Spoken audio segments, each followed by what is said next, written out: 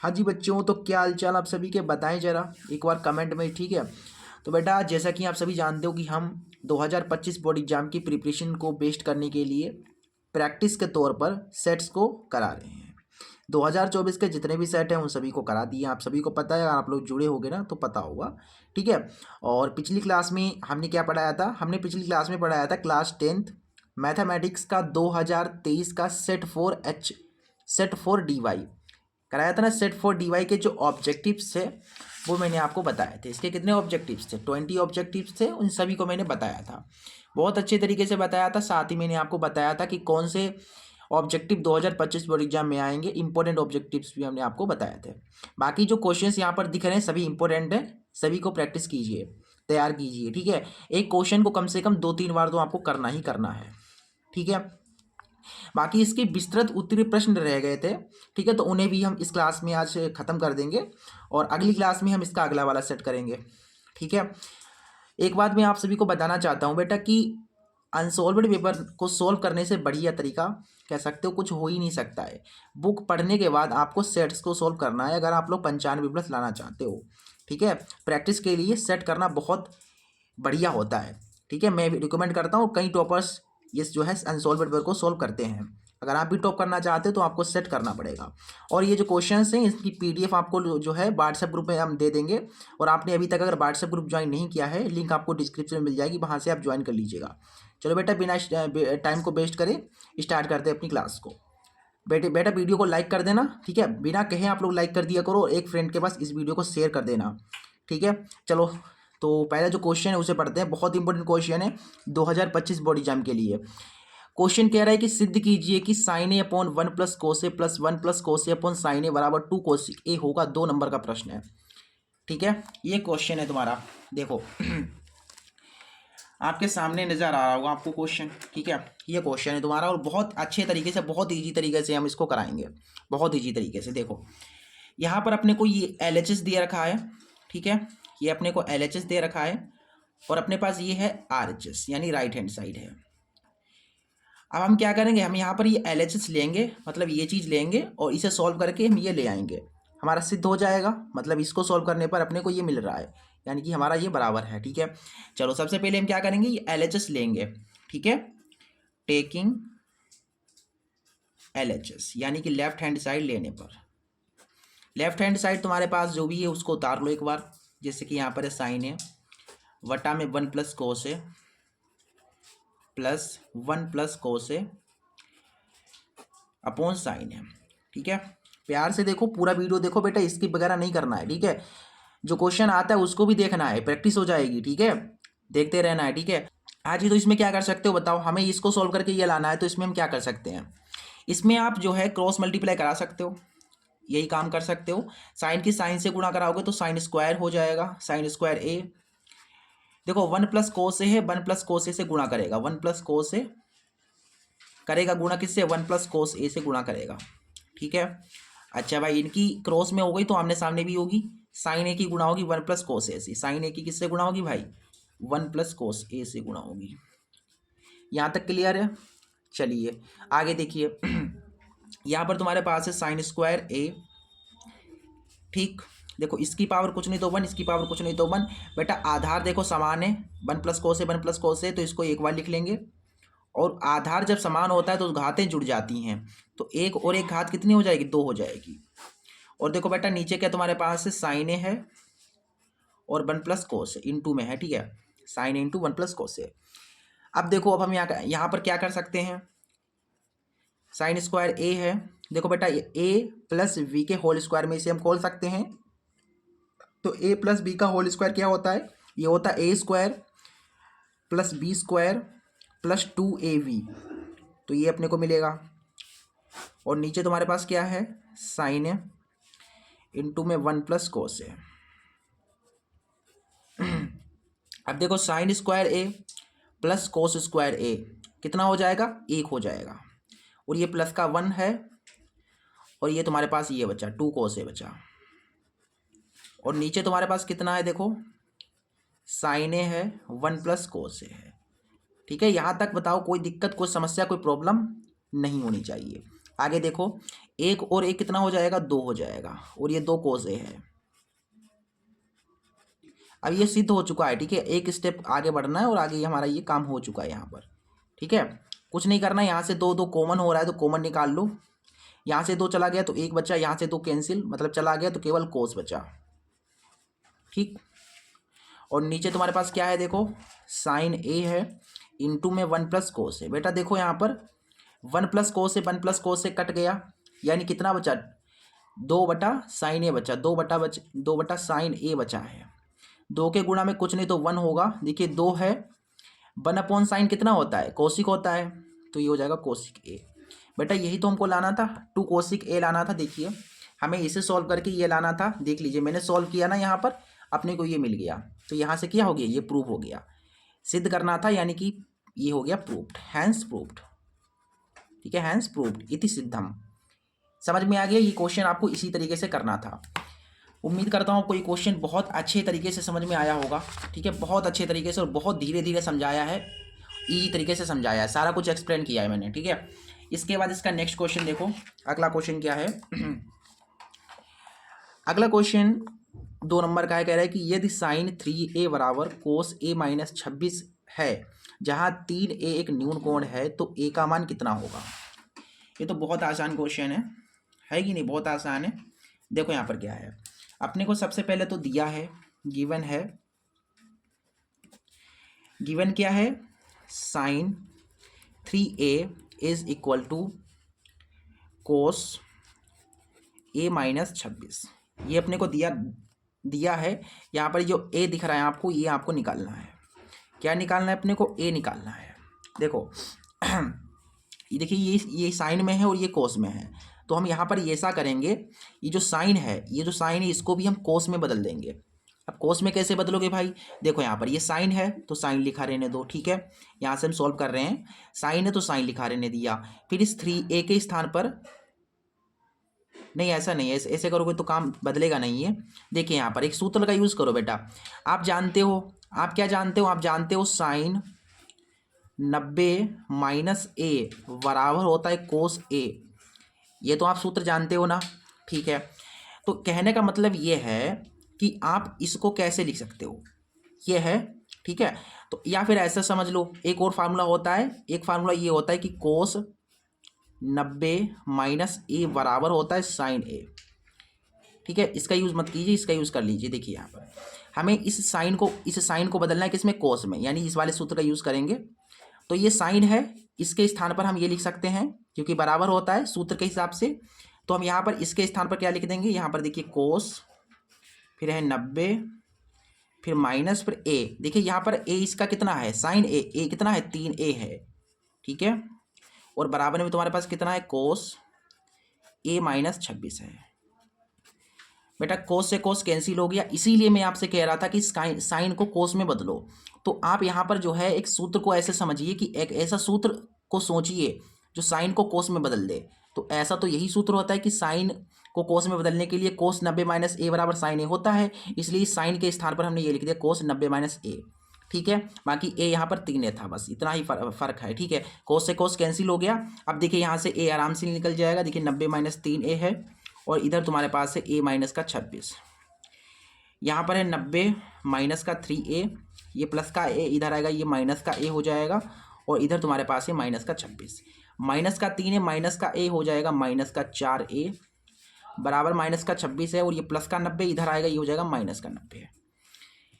यहाँ से देखो अपने पास 4A माइनस माइनस प्लस, यानी कि 90 में जोड़ोगे ये 26, तो 9 2 11, यानी कि माइनस का 116, ये कट जाएगा। A का मान अपने को मिलेगा, देखिए 116, 4 गुणा में था, बट्टे में आ गया, काटोगे तो 4 दूना 8, 4 दूनी 8, 9 10 11 आएंगे, 4 नेमा 36, यानी A का मान अपने को मिलेगा 29, ठीक है। आंसर कितना आ गया, A आएगा तुम्हारा 29, A का मान कितना है, 29 है, ठीक है। बहुत प्यारा क्वेश्चन था, आराम से हो गया। अगला क्वेश्चन कह रहा है कि एक शंकु के आधार की त्रिज्या 3.5 सेंटीमीटर है तथा ऊंचाई 12 सेंटीमीटर है, तो शंकु की तिर्यक ऊंचाई ज्ञात कीजिए। तिर्यक ऊंचाई हमें निकालनी है, गा है। देखिए यहाँ पर एक शंकु है, कुछ इस तरीके से शंकु है, ठीक है। इस शंकु की जो त्रिज्या हमें दे रखी है वो दे रखी है 3.5 सेंटीमीटर, ठीक है। कितनी दे रखी है? 3.5 सेंटीमीटर। और ये इसकी जो ऊंचाई दे रखी है वो हमें दे रखी है 12 सेंटीमीटर। तो हमें यहाँ पर इसकी तिर्यक ऊंचाई, तिर्यक का मतलब तिरछी ऊंचाई, तो इसकी तिरछी ऊंचाई कौन सी है? ये तिरछी ऊंचाई है, हमें ये बतानी है यहाँ पर एल। एल यानी तिर्यक ऊंचाई, ये वाली ऊंचाई बतानी है, ठीक है। तो एल निकालने के लिए देखिए एल बराबर कैसा, आप एल कैसे निकाल सकते हैं, यानी कि शंकु की तिर्यक ऊंचाई निकालने के लिए कौन सा सूत्र हम लगाते हैं? आप सभी को पता है एल बराबर होता है अंडर रूट में H square plus R square, यही तो लगाते हैं ना। चलिए तो यहाँ से देखिए एल बराबर अंडर रूट में है एच, एच कितना है बेटा? देखो 12 है, 12 सेंटीमीटर ऊंचाई है। और आर, आर कितना है? 3.5 है। तो देखिए यहाँ से एल बराबर 12 बराबर में 144, 3.5 इंटू 3.5 कीजिए, 3.5 इंटू 3.5 करना है। सो 5 25, 5 15 16 17 और 3 15, 3 3 और 1 10, 5 7 5 12, यानी कि 12.25 आएगा। 12.25 गुणा कराने पर यहाँ से आप जोड़ेंगे तो 156.25। और मुझे ये बताइए कि इसका जो है वर्ग निकालेंगे तो कितना आएगा? हमारे ख्याल से 12.5 सेंटीमीटर आना चाहिए, ठीक है, इतना ही आएगा। मैं एक बार देख लेता हूँ, 12.25 ही आना चाहिए। हाँ ये बेटा यही आएगा। तो शंकु की तिर्यक ऊंचाई कितनी हो गई? 12.5 सेंटीमीटर हो गई।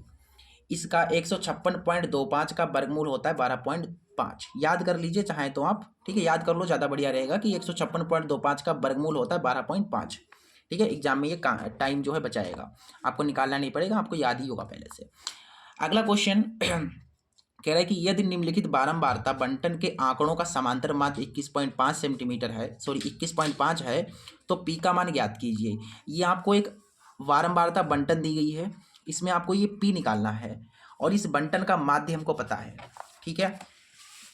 ये भी क्वेश्चन आसान है, आप सभी लोग कर लोगे मुझे पता है, ठीक है, क्योंकि मैंने इस टाइप का क्वेश्चन जो है कई बार, मतलब कई क्वेश्चन इस टाइप के कराए हैं, ठीक है, कई क्वेश्चन हमने कराए हैं। सो मैं एक्सपेक्ट कर सकता हूँ आप लोगों से कि ये आपको क्वेश्चन पता होगा आराम से, आप लोग इसे क्रैक कर लोगे, ठीक है। देखो यहाँ पर सबसे पहले क्या है भाई, एक्स दे रखा है और एफ दे रखा है। एक्स यहाँ पर इन्होंने दिया है 5, फिर 15, 5 15, फिर है 25, फिर यहाँ पर है 35, फिर है यहाँ पर 45, ये एक्स है। और एफ तुमको दे रखा है यहाँ पर 6, 4, 3, पी और 2, ये तुम्हारे पास है। और इसका हमको माध्य भी दिया गया है बेटा, जो माध्य दिया गया है, जो समांतर माध्य दिया गया है वो दिया गया 21.5। तो ये जो पी है आपको यही आपको बताना है, what will be the P. देखो बेटा माध्य निकालना है तो सबसे पहले माध्य निकालने के लिए जो सूत्र होता है वो क्या होता है? माध्य निकालने के लिए सूत्र होता है sigma F x upon sigma F. ये प्रत्यक्ष विधि के द्वारा ये सूत्र हम लगाते हैं ना, ये वाला सूत्र होता है माध्य निकालने के लिए। यहाँ पर हमें एफ भी पता है, एक्स भी पता है। देखिए एफ एक्स दोनों पता है, एफ एक्स निकालना है। यहाँ पर एफ एक्स कैसे निकलेगा भाई? इस एफ की, इस वाले एफ की इस एक्स से गुणा कराइए, यानी एफ की एक्स से जब आप गुणा कराएंगे तो आपको एफ एक्स मिल जाएगा। देखिए गुणा कराओ, 5 छक्का यहाँ पर 30 हो जाएगा, 15 चक्कू 60 हो जाएगा, 25 तियाँ 75 हो जाएगा, 35 की पी से गुणा होगी तो 35 पी हो जाएगा, 45 दूना 90 हो जाएगा। उसके बाद हमें एफ एक्स को सिग्मा करना है, यानी एफ एक्स का क्या कर देना है? जोड़ देना है, ठीक है। देखो जोड़ लो भाई।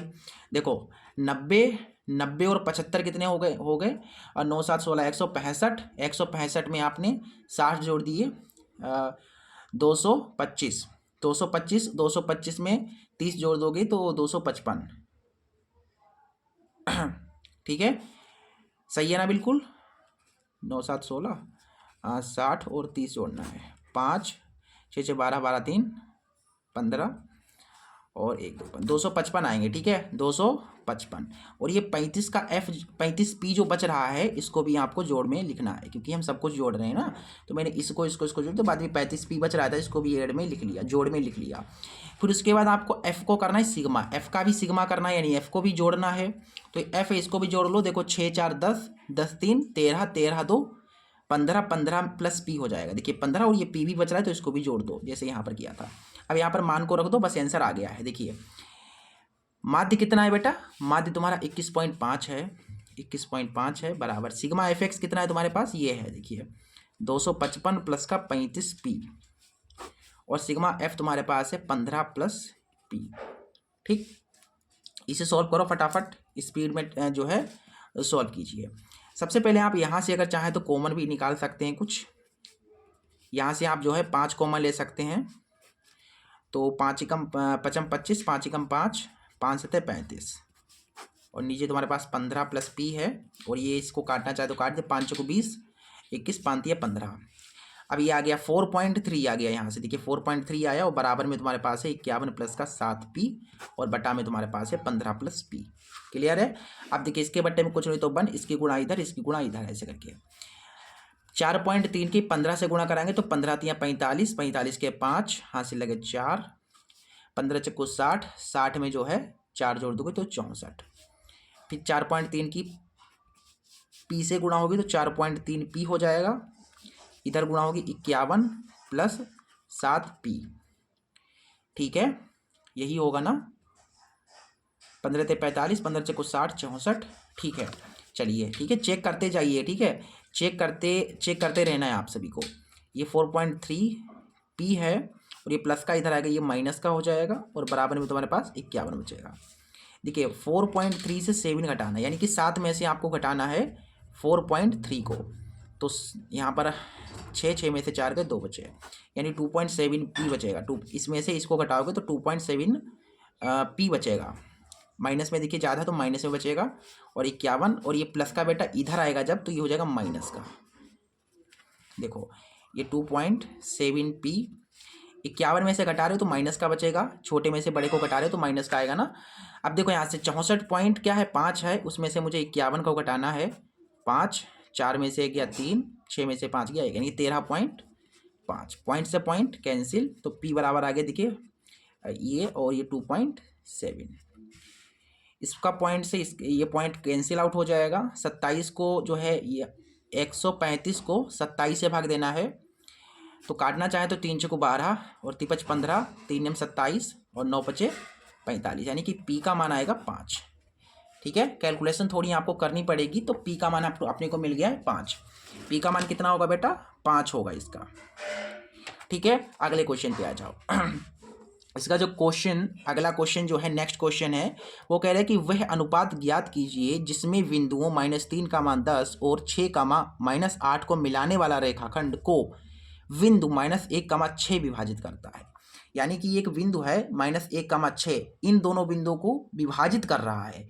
अब किस अनुपात में विभाजित कर रहा है, वही अनुपात अपने को यहाँ पर बताना है, अपने को यहाँ पर अनुपात निकालना है बेटा। ठीक है, और इसकी पीडीएफ आपको जो है मिल जाएंगी, इस लेक्चर की पीडीएफ आपको जो है व्हाट्सएप ग्रुप में मिल जाएंगी बेटा। ज्वाइन नहीं किया व्हाट्सएप ग्रुप तो ज्वाइन कर लो।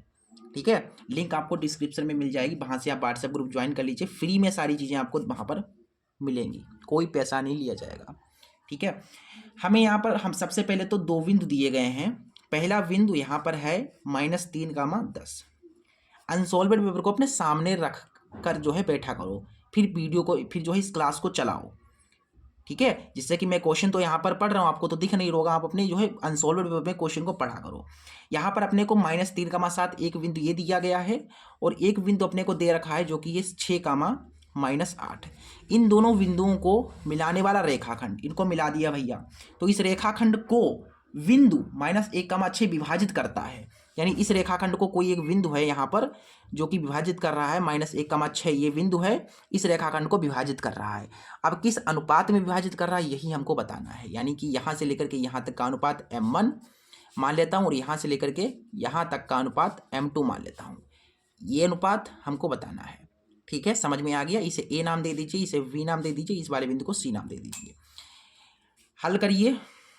देखो यहाँ पर आपको पता है वी जो है वो एसी का मध्य बिंदु है, तो मध्य बिंदु है ना, बीच का बिंदु है बेटा, तो बीच का बिंदु कह सकते हो विभाजित कर रहा है, तो विभाजन का सूत्र हम यहाँ पर यूज कर सकते हैं। तो ऐसे लिखिए कि विभाजन सूत्र से विभाजन का सूत्र क्या होता है बेटा, अनुपात में, ये अनुपात देखिए, अनुपात की बात करी गई है, तो अनुपात ये अंतः विभाजित कर रहा है, तो अंतः विभाजन का सूत्र लग गया यहाँ पर। अंतः विभाजन का सूत्र क्या होता है, ये होता है x बराबर m1 x2 प्लस M2 बेटा बाई में भी होता है, लेकिन बाई में हम नहीं लेंगे क्योंकि इतने में ही काम हमारा चल जाएगा, इतने में ही, ठीक है, हमें M1 और M2 मिल जाएगा, तो बाई का क्यों लगाएं फिर हम, हमें तो इतने में हमारा काम चल रहा है, ठीक है। अच्छा, आप सभी को क्लियर दिख रहा है ना, बहुत बढ़िया बेटा। देखो x, अच्छा ये कहाँ से मिलेगा बेटा, जो बीच वाला बिंदु होता है वो हमेशा x और y में होता है, यानी x निर्देशांक और ये y निर्देशांक है, ये वाले हो जाएंगे तुम्हारे x1 y1 x2 y2, ठीक है। चलो x कितना है, देखिए माइनस का 1 है, m1 अपने को निकालना है, x2 अपने पास 6 है, और m2 कितना है तुम्हारे पास, m2 तो निकालना है बेटा, x1 माइनस का 3 है, और बटा में तुम्हारे पास है m1 प्लस m2। देखिए माइनस का 1 6 की m1 से गुणा होगी तो 6m1 हो जाएगा, प्लस माइनस माइनस 3 की m2 से गुणा होगी तो 3m2 हो जाएगा, और नीचे अपने पास है m1 प्लस m2। इसके बट्टे में कुछ नहीं तो 1, एक की इधर गुणा होगी तो यही रहेगा 6m1 माइनस 3m2। इसकी इधर देखिए माइनस की गुणा होगी इधर तो चिन्ह बदल जाएंगे, देखिए माइनस की पहले इस प्लस से गुणा होगी तो ये हो जाएगा प्लस का माइनस का m1, और इस माइनस की इस प्लस से गुणा होगी तो माइनस और ये m2, ठीक है। देखिए यहाँ पर 6m1 है, ये माइनस का आप इधर लाएंगे तो ये हो जाएगा प्लस का m1, ये माइनस का 3m2 है, अब इस वाले m2 को भी ले आओ, माइनस का इधर आया प्लस का हो गया, बराबर में पहुंच गया 0। क्लियर है, 6m1 और 1m1 हो गया 7m1, 3 में से 1 चला जाएगा तो बचेंगे आपके पास 2m2, 3m2 से 1m2 चला गया, 2m2 बचा। देखिए 7m1 माइनस का m2 उधर जाएगा तो ये हो जाएगा प्लस का 2m2। अनुपात निकालना है यानी कि बटा है कि नहीं, तो यहाँ से हमारे पास देखिए m1 बटा m2 हमसे पूछा गया है, तो देखो m1 बटा m2 देखिए ये 7 है, नहीं पहले देखो 2 है, और ये 7 गुणा में तो इधर बट्टे में आ जाएगा, यानी कि अपने को यहाँ से m1 बटे का मतलब अनुपात, और ये m2 बराबर मिल गया 2:7, ये अपना हो गया आंसर। बहुत इंपॉर्टेंट क्वेश्चन है बेटा, ये मोस्ट इंपॉर्टेंट क्वेश्चन है, याद रखिएगा, मोस्ट इंपॉर्टेंट क्वेश्चन है 2025 बोर्ड एग्जाम के लिए, नहीं सभी बोर्ड एग्जाम्स के लिए, किसी भी ईयर में आप दो, स्पेशली 2025 के लिए तो बहुत इंपॉर्टेंट है, ये कई बार बोर्ड एग्जाम में ये क्वेश्चन आता है, ठीक है। अगले क्वेश्चन पे आ जाओ। अगला क्वेश्चन कह रहा है कि यदि बिंदु x, y बिंदुओं से समदूरस्थ है, इन दो बिंदुओं से समदूरस्थ है तो x और y में संबंध ज्ञात कीजिए। ये भी क्वेश्चन हमने कई बार कराया है, ठीक है, कई बार कराया है ना इस क्वेश्चन को मैंने। चलो आ जाओ, क्वेश्चन नंबर हमारे पास है 4। सबसे पहले यहाँ पर अपने को 2 बिंदु दिए गए हैं, अच्छा नहीं बताया गया कि यदि बिंदु x, y इन बिंदुओं से समदूरस्थ है, यानी कि एक बिंदु तुम्हारा है x, y, समझना क्वेश्चन को जरूरी है, कॉन्सेप्ट समझ लो, अपने आप फिर कर लोगे, ठीक है। ये बिंदु x, y है, बिंदुओं 3,6 और -3,4 से समदूरस्थ है, समदूरस्थ यानी कि समान दूरी पर है, यानी ये वाला जो बिंदु होगा, एक यहाँ पर बिंदु है 3,6 और एक यहाँ पर बिंदु है जो कि है -3,4, इस वाले बिंदु से और इस वाले बिंदु से ये जो बिंदु है तुम्हारा, इसे नाम A दे दो, इसे नाम B दे दो, इसे नाम C दे दो, ये जो A बिंदु है इस B से और इस C से क्या है, समदूरस्थ है, यानी कि यहाँ से यहाँ तक की दूरी और यहाँ से यहाँ तक की दूरी क्या है, बराबर है। यही तो क्वेश्चन कह रहा है ना, ये वाला बिंदु इन दोनों बिंदुओं से समदूरस्थ है, यानी समान दूरी पर है, तो हम यहाँ पर इसलिए हम यहाँ पर ये कह सकते हैं कि जो AB की दूरी होगी, AB की जो दूरी होगी वो किसके बराबर होगी भाई, AC की दूरी के बराबर होगी, ठीक है। अब इसी का यूज़ करके हम जो है x और y में संबंध निकाल लेंगे, बहुत आसान है, और ये भी क्वेश्चन महा इंपॉर्टेंट है, बहुत इंपॉर्टेंट है, extremely important, point to be noted, ठीक है। देखो इसी कंडीशन का यूज़ करेंगे हम यहाँ पर। देखो क्या है यहाँ पर, ए वी आया, तो ए कितना है तुम्हारे पास, x, y है, v कितना है तुम्हारे पास 3,6 है। अभी इसी प्रकार से यहाँ पर आ जाओ, ए सी, ए कितना है x, y है, और c कितना है तुम्हारे पास -3,4 है, ठीक है बेटा। दूरी यहाँ से यहाँ तक की दूरी निकालने के लिए, देखिए दूरी तो निकाल ली है अपने को, तो दूरी सूत्र लगाएंगे फिर हम। दूरी सूत्र क्या होता है, अंडर रूट में x2 माइनस x1 का whole square plus y2 minus y1 का होल स्क्वायर। इसी प्रकार से यहाँ पर x2 माइनस x1 का whole square plus y2 minus y1 का होल स्क्वायर, ठीक है। देखो बेटा ये x1 है, y1 x2 y2, इसी प्रकार से यहाँ पर x1 y1 x2 y2। इसके अंडर रूट से ए अंडर रूट तो कट गया है, ठीक है। क्या बचा x2 कितना है 3 है, x1 कितना है x है, ठीक।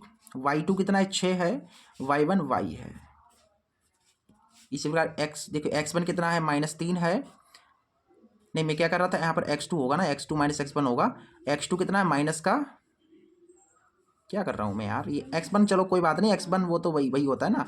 x1 कितना माइनस का, सॉरी x1 तुम्हारे पास x है माइनस का x2, ये माइनस माइनस हो जाएगा +3। और y2 कितना है, y2 4 है और y1 तुम्हारा y है, ठीक है। और यहाँ पर समझ लो बेटा x2 माइनस x1 करो या x1 माइनस x2 करो, बात सेम ही है, ठीक है। x2 माइनस x1 जरूरी नहीं कि x2 माइनस x1 ही लिखो, आप x1 माइनस x2 या y1 माइनस y2 भी लिख सकते हो, कोई दिक्कत नहीं है। क्यों दिक्कत नहीं है, क्योंकि स्क्वायर है। अगर हो सकता, अगर निगेटिव में भी आएगा तो भी वो पॉजिटिव ही कर देगा स्क्वायर, है कि नहीं। देखो बेटा यहाँ से a माइनस वी का होल स्क्वायर हो जाएगा, ये हो जाएगा a माइनस वी का होल स्क्वायर, और ये हो जाएगा a प्लस वी का होल स्क्वायर, ये हो जाएगा a माइनस वी का होल स्क्वायर, ठीक है। तोड़ दो अब इसे, देखो ये a माइनस बी में टूटेगा तो a स्क्वायर होगा पहले, फिर b स्क्वायर, फिर b स्क्वायर होता है ना, फिर -2ab। इसी प्रकार से यहाँ पर a square plus V square -2ab, 2 छंग 12। यहाँ से देख लो a square plus B square, 3 का square 9 plus 2ab, 2 3 6x, a square plus V square -2ab, ठीक है। ये हो गया। अब देखो बेटा 36 में 9 जोड़ने हैं तो 9 6 15 यानी कि 45 हो गए। फिर ये एक्स स्क्वायर है -6x हैं, प्लस के बाई और माइनस के, यानी कि प्लस माइनस माइनस, 12 में से 1 चला गया तो -11 बचा। इस प्रकार से यहाँ पर एक्स स्क्वायर है, 16 और 9 हो जाएंगे 25, फिर ये तुम्हारे 6x हैं, फिर ये तुम्हारा y स्क्वायर है और ये माइनस का 8y है, ठीक है ना, बिल्कुल करेक्ट है ना, सारा कुछ क्लियर, ठीक है भाई। सो यहाँ पर थोड़ी सी मिस्टेक हो रही है बेटा, देखो a स्क्वायर यहाँ पर b स्क्वायर होगा ना, ये मैंने गलत कर दिया, थोड़ा सा मिस्टेक में हो गया। यहाँ पर देखिए ये क्या था, यहाँ पर 6x था और ये तुम्हारा y स्क्वायर होगा, सॉरी यहाँ पर ये थोड़ा गलत हो गया, y स्क्वायर होगा, फिर ये माइनस के 12y, यही मुझे लग रहा था गलत हो रहा है कहीं पर, ठीक है, क्योंकि मैंने यहाँ पर स्क्वायर नहीं चढ़ाया था तभी दिक्कत हो रही थी। देखिए 45 है, ये प्लस का एक्स स्क्वायर है, फिर माइनस का 6x है, फिर प्लस का y स्क्वायर है और फिर माइनस का 12y है, बराबर में एक्स स्क्वायर है, फिर ये 25 है और ये प्लस 6x है, फिर यहाँ पर तुम्हारा y स्क्वायर है, फिर ये माइनस का 8y है, ठीक है। अब देखो यहाँ पर 45 है ना, और ये इधर का जो भी है उसको एज इट इज़ लिखा रहने दो, ठीक है, इसको एज इट इज़ लिखा रहने दो। अब ये बराबर बेटा जब हटा लोगे तो इधर के चिन्ह बदल जाएंगे, ये प्लस का है तो ये हो जाएगा माइनस का, ये प्लस का ये हो जाएगा माइनस का, ये प्लस का ही हो जाएगा माइनस का, ये प्लस का है तो ये हो जाएगा माइनस का, माइनस का ही हो जाएगा प्लस का, और बराबर में पहुंच जाएगा 0। जो कट रहा उसे काट दो, देखो एक्स स्क्वायर से ये एक्स स्क्वायर कैंसिल हो गया, ठीक है। और बेटा यहाँ पर जो है कहीं पर हमसे लग रहा है, हमें लग रहा है बेटा कहीं पर मिस्टेक हमसे हो गई है।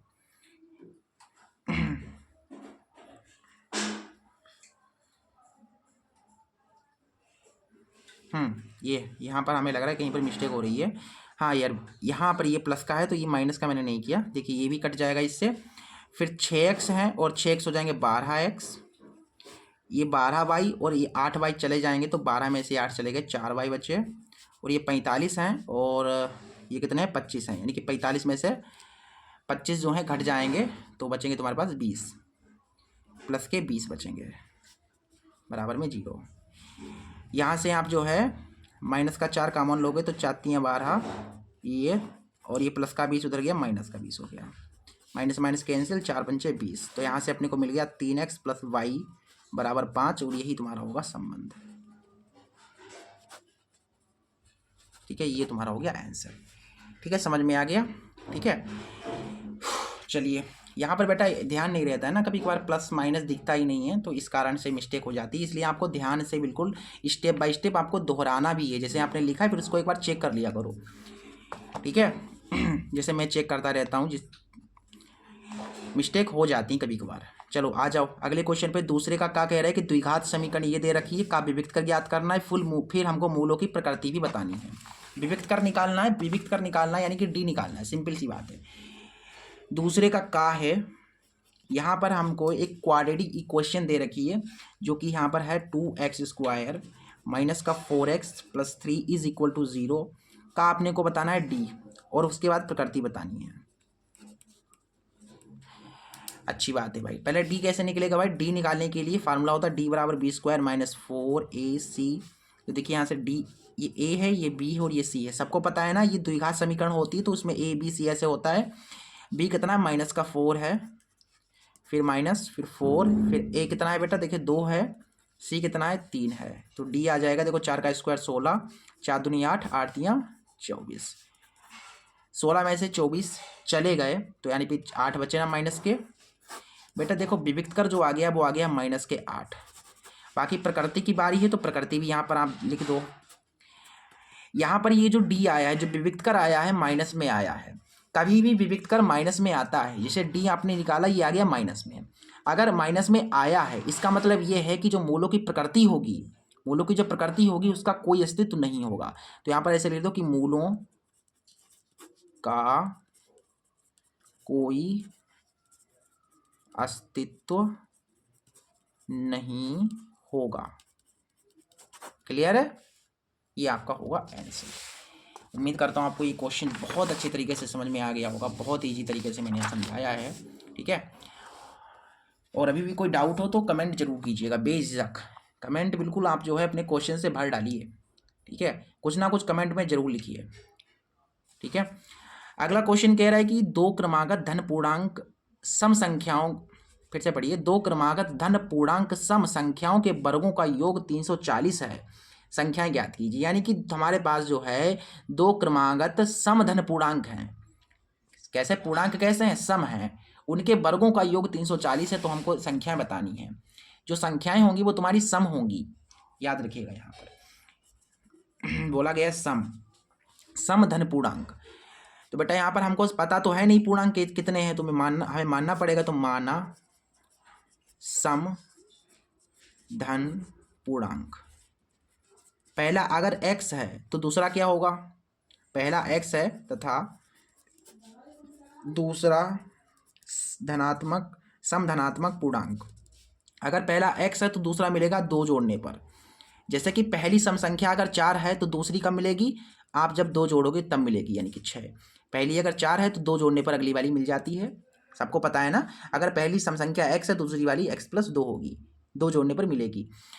यहाँ पर अकॉर्डिंग टू द क्वेश्चन यहाँ पर हमसे कहा गया है, क्वेश्चन कह रहा है कि जिनके वर्गों का योग, यानी कि ये और ये x और ये x+2, इनका वर्ग करो। सबसे पहले तो भाई इनका क्या करो? वर्ग करो। इनके वर्गों का योग, यानी कि वर्ग फिर उनका योग कितना है? 340 है। इनका वर्ग किया फिर उनको जोड़ा तब मुझे 340 मिलेगा। यही तो क्वेश्चन कह रहा है ना। चलो बेटा आ जाओ देखो आप सभी को स्पष्ट दिख रहा है, सारा कुछ क्लियर दिख रहा है ना? ठीक है। देखिए x² है, ये हो जाएगा a + b का होल स्क्वायर। पहले होगा a² + b², 2 का स्क्वायर 4 + 2ab और बराबर में 340। x² हो जाएगा 2x², फिर ये तुम्हारा 4x है प्लस का 340, ये प्लस का 4 इधर जाएगा तो ये हो जाएगा माइनस का 4। यहाँ से बेटा 2 कॉमन है तुम्हारा, x² + 2x, यहाँ से 340 में से 4 चले गए तो 336 बचे। ये कट रहा है ना, 2 1 कम 2, 2 6 12, 2 8 16। x² प्लस का 2x माइनस का 168 बराबर में 0। अब यहाँ पर इसका जो है आप गुणनखंड करके जो है x का मान निकाल सकते हैं। ये द्विघात समीकरण बन गई है तो इसका गुणनखंड सोच लीजिए। ऐसी तो संख्या सोची जिनकी गुणा कराएं तो 168 आए, जिन्हें जोड़ें या घटाएं तो आपका 2 आ जाए, जिन्हें घटाएं तो 2 आ जाए। तो ऐसी संख्या तुम्हारी कौन सी हो जाएंगी बेटा? 12 और 14। 12 और 14, क्योंकि 12 की 14 से गुणा कराओगे तो 168 आएगा, 14 में से 12 जाएंगे तो 2 बचेंगे। तो यहाँ पर हमें संख्या तो सोच ली हैं, तो यहाँ पर रख दो फटाफट। इसके स्थान पर 14x - 12x। बेटा 14 में से 12 जाएंगे 2 बचेंगे, फिर ये माइनस का 168 बराबर में 0। ठीक है। यहाँ से देखिए कॉमन क्या है? x कॉमन है, x + 14। यहाँ से कॉमन तुम्हारा -12 है, x + 14 बचेगा बराबर में 0। ठीक। यहाँ से कॉमन वाला एक साथ आ जाएगा, x + 14 2 बार है तो इसको एक बार लिखना पड़ेगा और बराबर में 0। पहले इसको 0 के बराबर डालेंगे, फिर हम इस वाले को 0 के बराबर डालेंगे। जब हम x - 12 को डालते हैं 0 के बराबर तो मुझे मिलता है x बराबर 12, ठीक है। और जब आप x प्लस 14 को डालते हो 0 के बराबर तो आपको मिलता है x बराबर -14। बताओ इसमें से कौन सा आंसर सही है? x का मान ये सही है कि ये सही है? अकॉर्डिंग टू द क्वेश्चन यहाँ पर धन पूर्णांक है। धन का मतलब पॉजिटिव, जो तुम्हारा नंबर आएगा, जो भी x का मान आएगा वो कैसा आएगा? धन आएगा, यानी कि प्लस में आएगा। ये वाला माइनस में आया, यानी कि ये तुम्हारा कैंसिल हो जाएगा, यानी कि ये नहीं होगा, ये तुम्हारा आंसर होगा। अच्छा, x पहला पूर्णांक अगर पहली संख्या 12 है तो उससे अगली वाली कब मिलेगी? जब आप 2 जोड़ दोगे इसमें, यानी कि 14 हो जाएगी। तो ऐसे करके लिख दो कि अतः पहला क्रमागत धनात्मक सम पूर्णांक कितना है? 12 है, तथा दूसरा क्रमागत ये कितना होगा? 12 + 2 यानी कि 14 होगा। ठीक, पहला 12 है तो दूसरा अगला वाला 14 होगा। समझ गए बात को? क्लियर हो गया ना? बहुत बढ़िया। और आपको होगा कि सर ऐसे क्वेश्चंस तो मैं हवा में उड़ा देता हूँ, ये क्वेश्चन तो बहुत मेरे लिए आसान है। मैं कहूँगा बिल्कुल, आप इतने सारे सेट कर चुके हैं तो ये क्वेश्चन तो आपके लिए नॉर्मल सी बात होगी, कह सकते हो। ठीक है, अच्छा अगला क्वेश्चन देख लो बेटा। अगला क्वेश्चन कह रहा है कि ओ एक वृत्त का केंद्र है। बहुत important question, most important question है। ठीक है, कह रहा है कि ओ एक वृत्त का केंद्र है, यानी कि एक वृत्त है जिसका केंद्र ओ है। 2 स्पर्श रेखाएं टीपी और टीक्यू हैं जो वृत्त को पी और क्यू पर स्पर्श करती हैं। वृत्त के एक बाहरी बिंदु टी से खींची गई हैं।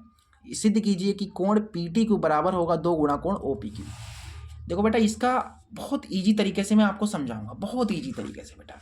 ये क्वेश्चन आपके दिमाग में ऐसे जो है छप जाएगा, इस कदर आपके दिमाग में ये चला जाएगा कि आप कभी भूलोगे ना, भूलने की कोशिश करोगे तब भी नहीं भूलोगे आप। ठीक है, बहुत आसान है। देखो, सबसे पहले ओ एक वृत्त का केंद्र है, यानी एक आपको बनाना है वृत्त। जैसे कि ये मैंने बना लिया भाई वृत्त। इस वृत्त का केंद्र है क्या? इसका जो केंद्र है वो है ओ। इन्होंने कभी ये ओ केंद्र है, ठीक है। और कहा गया है कि टीपी और टी क्यू 2 स्पर्श रेखाएं हैं, क्रमशः पी और क्यू पर स्पर्श करती हैं।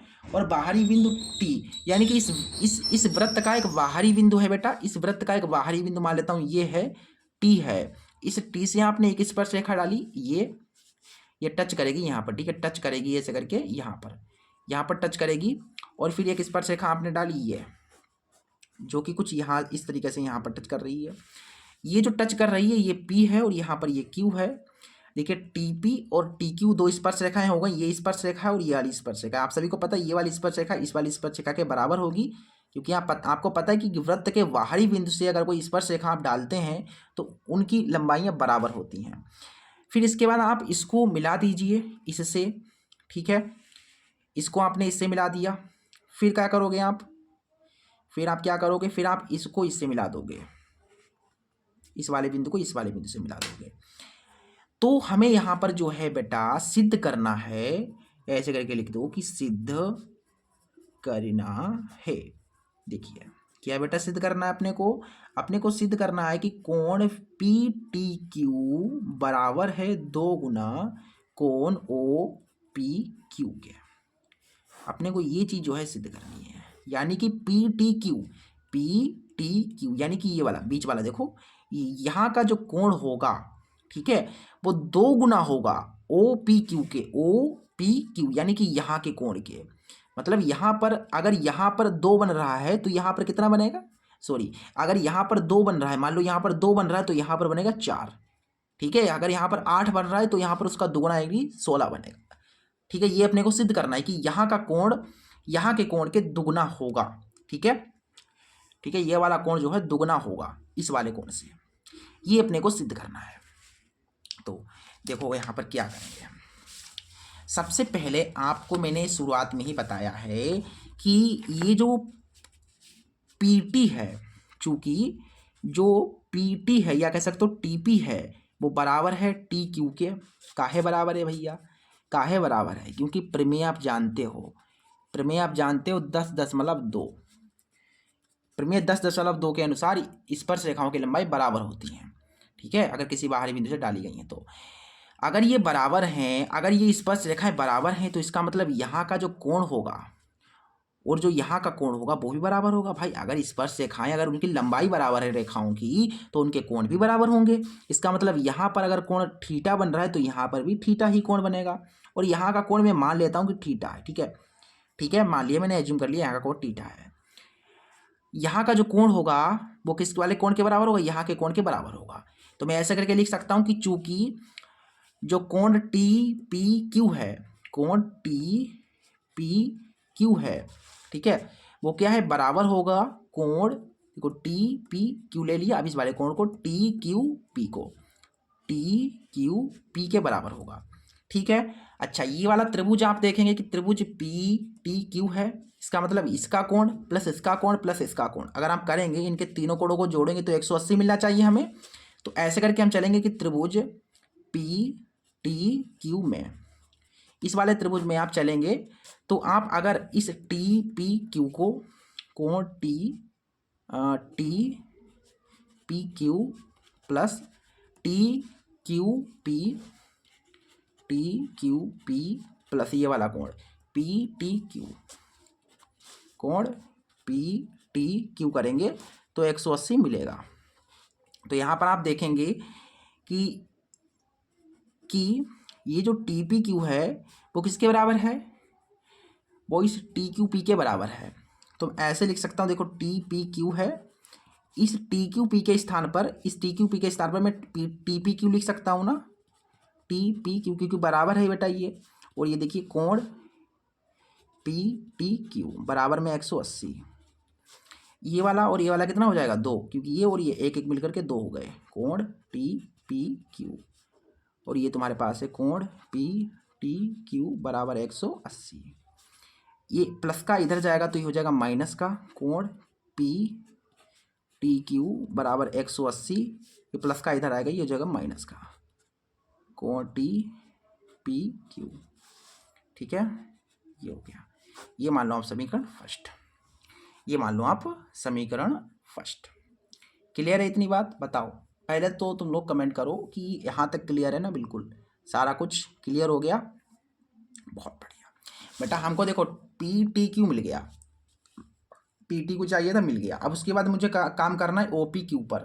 तो ओ पी क्यू कहाँ है पर है, ओ पी क्यू, यानी कि ये इस वाले कोण पर अपने को कार्य करना है। तो बेटा यहाँ पर कैसे होगा भाई, यहाँ पर ये कोण कैसे मिलेगा अपने को, ये वाला कोण तो मिल गया, ठीक है, अभी देखो ना ये वाला कोण मिल गया पी टी क्यू, अपने को अब चाहिए क्या, ओ पी क्यू चाहिए, ओ पी क्यू, यानी कि ये वाला कोण अपने को चाहिए। तो ये कैसे मिलेगा बेटा, आप सभी को पता है ये पूरा का पूरा कितना है, 90 है। अगर आप इस पूरे 90 में से, इस पूरे के पूरे 90 में से, ये पूरा 90 है ना, इस 90 में से ये वाला कोण घटा दोगे, इतना कोण घटा दोगे, अगर इतना यहाँ से लेकर के यहाँ तक ये घटा दोगे तो ये वाला मिल जाएगा, है कि नहीं। इसका मतलब ये है कि अगर आपको ओ पी क्यू चाहिए, चूंकि कोण ओ पी क्यू जो अगर आपको चाहिए तो ये आपको कैसे मिलेगा बेटा, ओ पी क्यू कैसे मिलेगा, इस 90 में से, इस पूरे 90 में से इस वाले को घटा करके, ठीक है, इस 90 में से घटाना पड़ेगा इतना कोण, ये वाला कोण इतना घटाना पड़ेगा बेटा, यहाँ से लेकर यहाँ तक ये घटाना पड़ेगा। और बेटा ये कैसे घटेगा, ये पी है, यानी कि टी पी क्यू को घटाना पड़ेगा मुझे, कोण टी पी क्यू को मुझे घटाना पड़ेगा, टी पी क्यू को मुझे घटाना पड़ेगा। क्लियर है इतनी बात, सब लोग बताओ कमेंट बॉक्स में, यहाँ तक क्लियर है ना, बिल्कुल ठीक है बेटा। चलो बहुत बढ़िया, बहुत बहुत बढ़िया, आगे आ जाओ भाई, आगे आ जाओ। यहाँ पर देखो कोण ओ पी क्यू है बराबर 90 है, और ये माइनस, बेटा ध्यान से थोड़ा अगर आप देखेंगे ना, थोड़ा सा अगर ध्यान से आप देखेंगे तो यहाँ पर आप ये देखिए, हमें क्या चाहिए, हमें टी पी क्यू चाहिए, अपने को यहाँ से टी पी क्यू मिल जाएगा इस वाली समीकरण फर्स्ट से।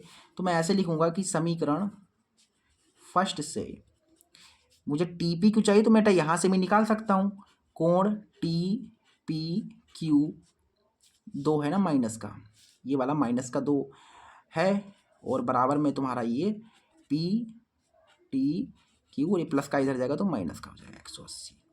ठीक बेटा, इसको मैंने रोक लिया और इस 180 को उधर भेज दिया, तो ये माइनस में चला गया। ठीक है, यहाँ से माइनस का 2 इधर बट्टे में आप भेज दो, तो यहाँ से देखिए टी, यार मैं पी क्यू लिख देता हूँ बार बार, टी पी क्यू बराबर, यहाँ से आप जो है माइनस कॉमन ले लो, फिर अपने पास कोण पी टी क्यू, ये प्लस का, ये माइनस का, और ये 180, और बटा में ये माइनस का 2 आ गया। माइनस माइनस कैंसिल आउट हो गया।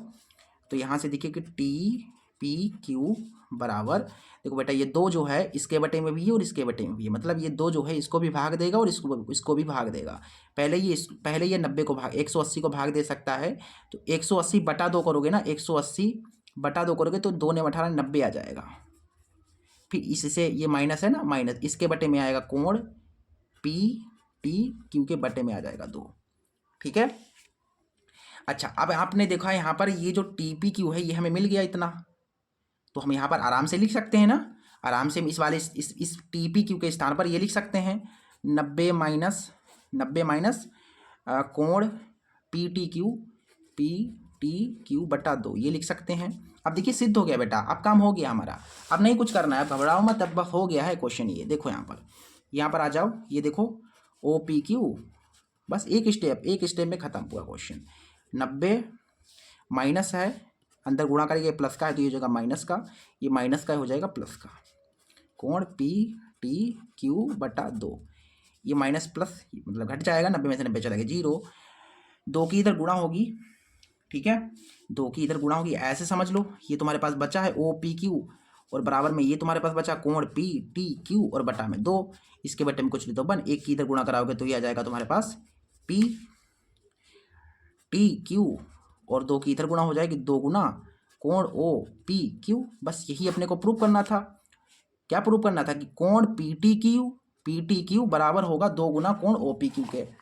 ठीक है, अपने को यही सिद्ध करना था। देख लीजिए यहाँ पर पी टी क्यू बराबर है 2 गुना ओ पी क्यू के। देखिए पी टी क्यू बराबर है 2 गुना ओ पी क्यू के, ये हो गया तुम्हारा सिद्ध हुआ। ठीक है, ये इस तरीके से हमें करना था और उम्मीद करता हूँ आपको ये क्वेश्चन बहुत अच्छे से समझ में आया होगा। बिल्कुल धीरे धीरे समझाया है, और कई बच्चे इस क्वेश्चन में गड़बड़ी कर देते हैं। अब आप गड़बड़ी नहीं करेंगे, मुझे पता है। ठीक है,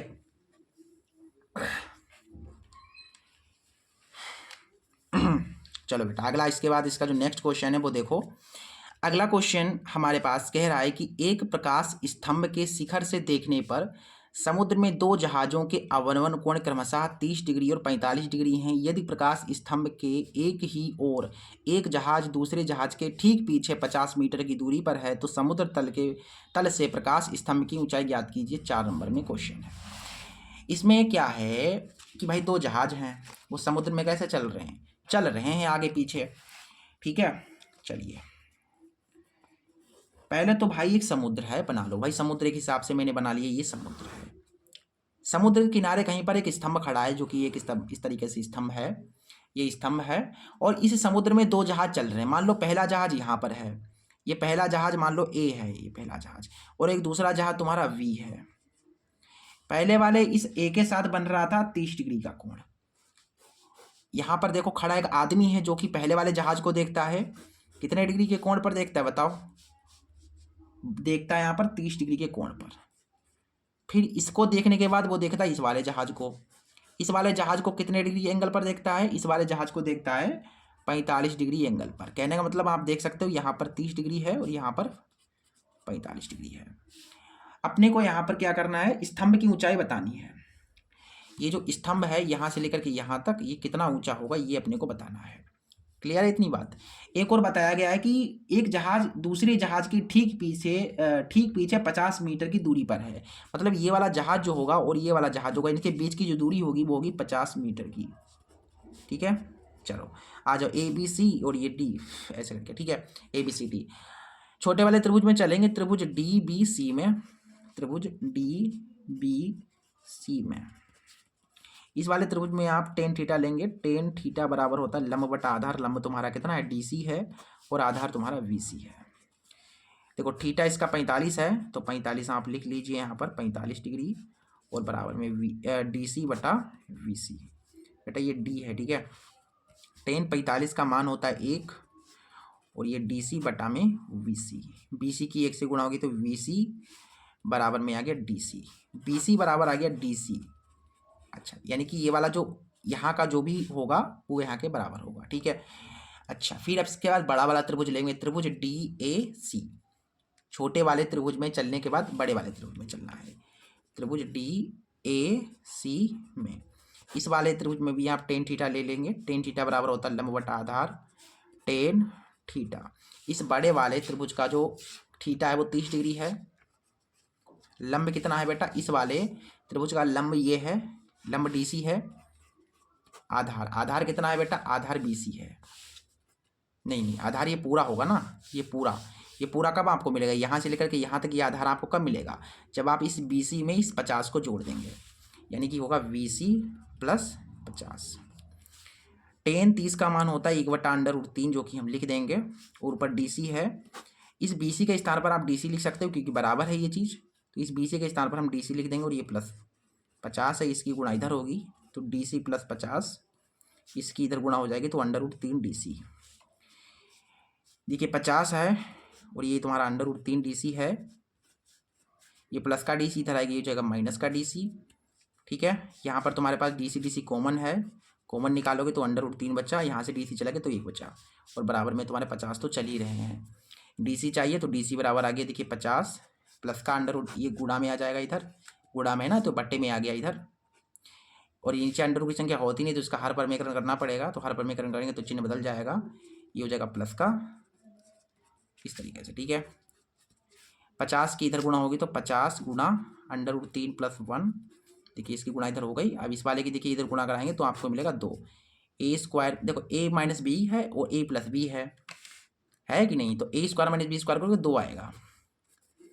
ठीक है, थोड़ा मैंने शॉर्ट कर दिया यहाँ पर, कर लेना आप यहाँ पर। ठीक है, 25 और ये √3 + 1 मीटर, बेटा ये तुम्हारे पास हो जाएगा आंसर। स्तंभ की ऊंचाई तुम्हारी ये है, स्तंभ की ऊंचाई। ठीक है, स्तंभ की ऊंचाई होगी 25 × √3 + 1 मीटर। ठीक है, इस तरीके से आपको ये क्वेश्चन करना था, और बहुत आसान था, बहुत ज़्यादा आसान था। ठीक है, और उम्मीद करता हूँ आपको ये क्वेश्चन समझ में आया होगा। ठीक है, यहाँ पर ये क्वेश्चन खत्म हुआ, अगला वाला क्वेश्चन पे आ जाओ। अगला वाला जो क्वेश्चन है वो कह रहा है कि निम्नलिखित सारणी से समांतर माध्य ज्ञात कीजिए, जो प्राप्तांक है वो 5 से कम, 10 से कम, 15 से कम। बेटा ये क्वेश्चन ना कुछ बच्चों को बहुत कंफ्यूज कर देता है कि कम, ये कम का है मतलब, ये कम का क्या मतलब है, वो मैं आपको समझा देता हूँ। ठीक है, इस कम का मतलब क्या है। ड़ा, इससे पहले मैं आपको एक छोटी सी चीज़ समझाना चाहता हूँ मैं। बेटा देखो, अगर जैसे मान लीजिए यहाँ पर आपके पास अंतराल है 0 से ऐसे करके 3 से 6, 6 से 9, 9 से 12, 12 से 15, ऐसे करके ये अंतराल तुम्हारे पास है। उस कम को समझने से पहले आपको ये समझना पड़ेगा इसका मतलब क्या है। 3 से 6 इसका मतलब क्या है, इसका मतलब ये है कि तुम्हारे पास जो ये नंबर है, ये जो नंबर है वो 3 होगा, 4 भी हो सकता है, 5 भी हो सकता है, लेकिन ये 6 नहीं होगा। 3 से 6 होगा मतलब 6 नहीं होगा, 6 से कम। 3 से 6 का मतलब क्या है, 3 भी हो सकता है, 4 भी हो सकता है, 5 भी हो सकता है, लेकिन ये 6 नहीं होगा। मतलब ये लास्ट वाला जो है ये नहीं है, इसका मतलब 9। ठीक है, ये जो 9 है, 9 नहीं है, 9 से कम 8 हो सकता है, 7 हो सकता है, 6 हो सकता है। इसी प्रकार यहाँ पर ये 12 नहीं है, 12 से कम 11, 10, 8, 9 ऐसे करके ये होगा। समझ गए ना बात को। ठीक है, इसी तरीके से यहाँ पर ये चलेगा। तुम्हारे पास क्या है, यहाँ पर प्राप्तांक है, प्राप्तांक हमें लिखेंगे यहाँ पर, और फिर इसके बाद छात्रों की संख्या, छात्रों की संख्या। प्राप्तांक है 5 से कम, 5 से कम, उसके बाद है 10 से कम, इसके बाद क्या है, उसके बाद है 10 से कम, फिर है 15 से कम, फिर है 20 से कम, फिर उसके बाद है 25 से कम, फिर उसके बाद है 30 से कम, फिर इसके बाद है 35 से कम, इसके बाद है 40 से कम। ठीक, अच्छा 5 से कम, इसका मतलब यहाँ पर मैं इसको कैसे लिखेंगे, इसको किस तरीके से लिखेंगे, मतलब तो समझा ही दिया है। इसका मतलब ये है कि बेटा ये 5 से कम, यानी कि 5 से कम होगा, 5 नहीं होगा, तो 5 से कम मतलब 0 से आपको लेना है। ठीक है, जितना भी कम बोले शुरू में आपको 0 से ही चलना है, यानी कि 0 से यहाँ पर होगा 5।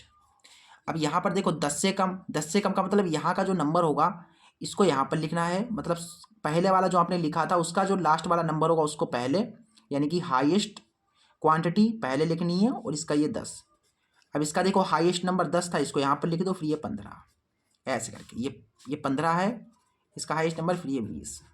इसका हाईएस्ट नंबर 20 और ये प्लस का ये माइनस का 25, ये 25 पहले इधर, फिर ये तुम्हारा जो 30 है इसको इधर, ऐसे करके आपको बनाना है।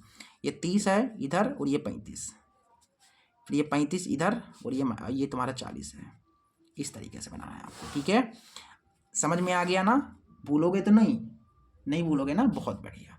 3 है, 10 है, इसके बाद 25 दिया गया है हमें बुक में, और फिर 49 है, 65 है, फिर तुम्हारे पास 73 है, फिर 78 है, और फिर ये 40 है, नहीं 80 है, 80 है, ठीक है 80 है। चलो बेटा, हमें क्या निकालना है? हमें अपने को यहाँ पर निकालना है माध्य। माध्य निकालने के लिए आप सभी को पता है sigma F x upon sigma F करते हैं हम। बेटा यहाँ पर पहले तो आपको निकालना पड़ेगा क्या? एक्स निकालना पड़ेगा। तो एक्स कैसे निकलेगा भाई? इसको जोड़ो, फिर इसका आधा करो। 5 में 0 जोड़ोगे 5, 5 का आधा 2.5।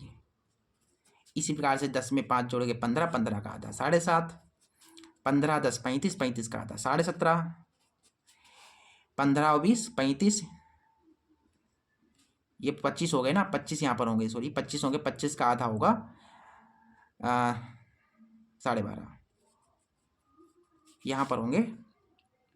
ऐसा जो 5 5 का अंतर है तो 5 5 जोड़ते जाओ। 12 में 5 जोड़ो 17, 17.5, 17 में 5 जोड़ो 22, 22.5, 22 में 5 जोड़ो 27, 27.5, ये 27 है। 27 में 5 जोड़ोगे तो 32.5, 32 में 5 जोड़ोगे तो 37.5, ये मिल गया बेटा। इसके बाद अपने को देखो ये एफ है, इस एफ की एक्स से गुणा कराओगे तो एफ एक्स मिल जाएगा। 53 15, 3 दूना 6 और 1 7, ऐसे करके ये कर लेना, फिर सिग्मा कर लेना इनका, फिर इसका सिग्मा करके बटे में कर देना, आंसर आ जाएगा, ठीक है। ये आप कैलकुलेशन में यहाँ पर छोड़ रहा हूँ बेटा, मेरा टारगेट था ये बताना 5 से कम, यही आप सभी का कन्फ्यूजन था ना, ये मैंने दूर कर दिया। बाकी माध्य निकालना तो आपको पता ही है ना, बहुत बढ़िया करके पता है, माध्य माध्यक और बहुलक। ये बेटा आप यहाँ पर इतना काम कर लेना खुद, क्योंकि बहुत टाइम जाएगा इसमें। कैलकुलेशन पॉइंट डेसिमल में जो है कैलकुलेशन है, इसलिए टाइम बहुत जाएगा। Please do it yourself, ठीक है, do this question to yourself. अगला क्वेश्चन देख लो बेटा। अगला क्वेश्चन क्या है कि निम्नलिखित बारंबारता बंटन से माध्यक ज्ञात कीजिए। बेटा ये भी आप खुद कर सकते हैं, लेकिन चलिए मैं बता देता हूँ, ठीक है। ये वाला क्वेश्चन मैं बता दूंगा। आप कहोगे कि गुरुजी आप तो कोई भी क्वेश्चन नहीं बता रहे हो, ये वाला भी क्वेश्चन छोड़ रहे हो। पीछे के बेटा मैंने सभी क्वेश्चन बताया, एक भी क्वेश्चन छोड़ा नहीं छोड़ा, इसमें कैलकुलेशन ज़्यादा थी इसलिए मैं छोड़ रहा हूँ, ठीक है। चलिए, इसमें सबसे पहले इस वाले क्वेश्चन में हमें निकालना है माध्यक। इसके लिए हमें यहाँ पर अंतराल दे रखा है, जो कि कुछ इस तरीके से बेटा है तुम्हारे पास, और बारंबारता है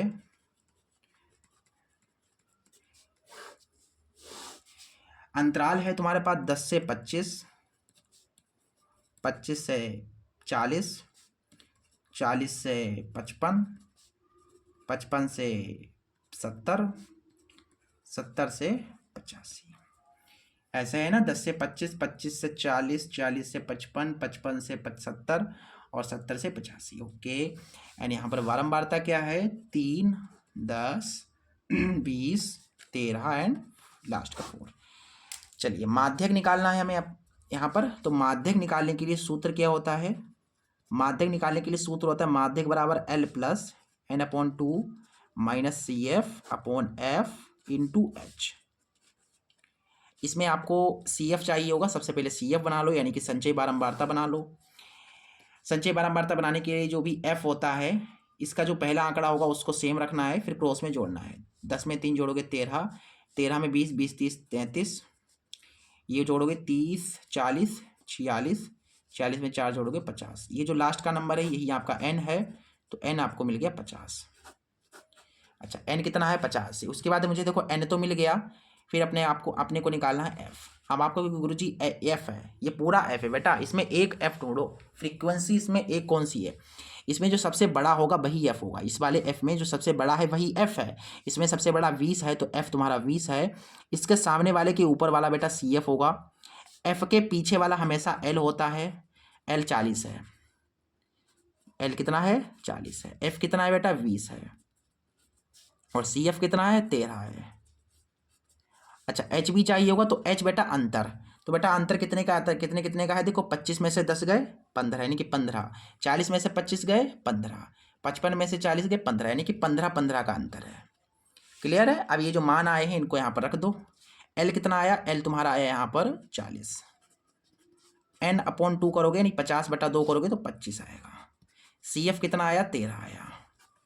एफ कितना आया तुम्हारा यहाँ पर 20 आया, गुणा h 15, 5 6 20, 5 3 15, देखो ये 40 है, प्लस 25 में से 13 के 12 बचे, 12 के 3 से गुणा करोगे 12 3 36, 36/4 नेमा 36, यानी 40 में 9 जोड़ दोगे तो कितना हो जाएगा, 40 और 9 49, तुम्हारा जो माध्यक होगा वो कितना होगा 49 होगा।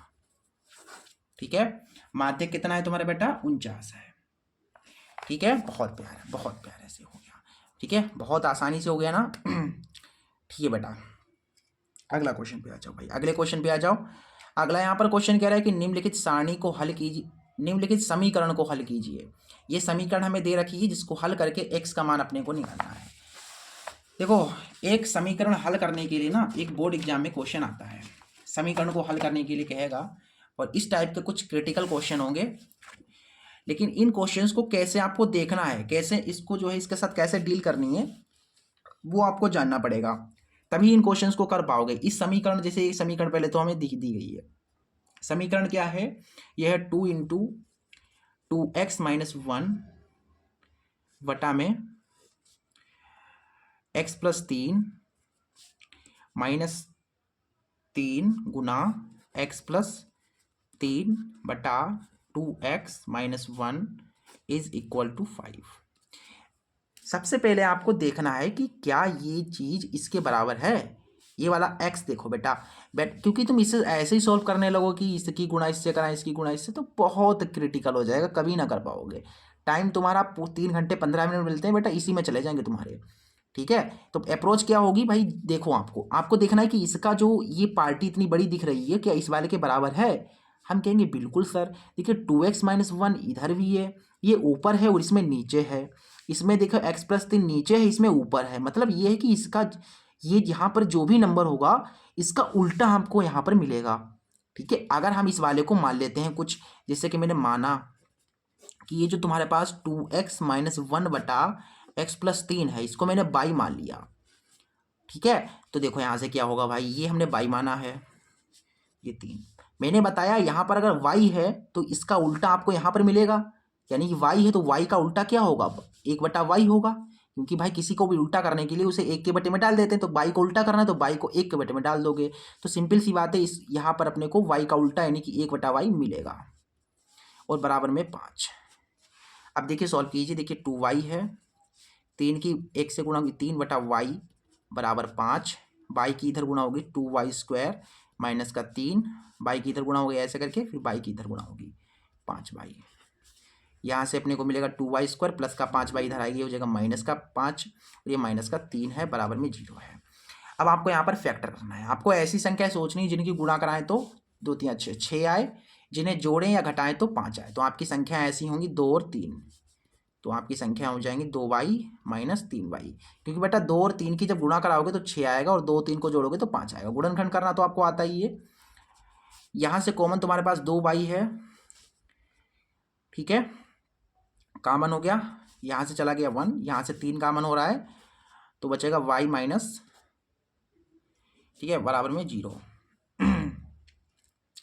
ठीक है ना, बिल्कुल करेक्ट है, सारा कुछ क्लियर है, 2y 3y।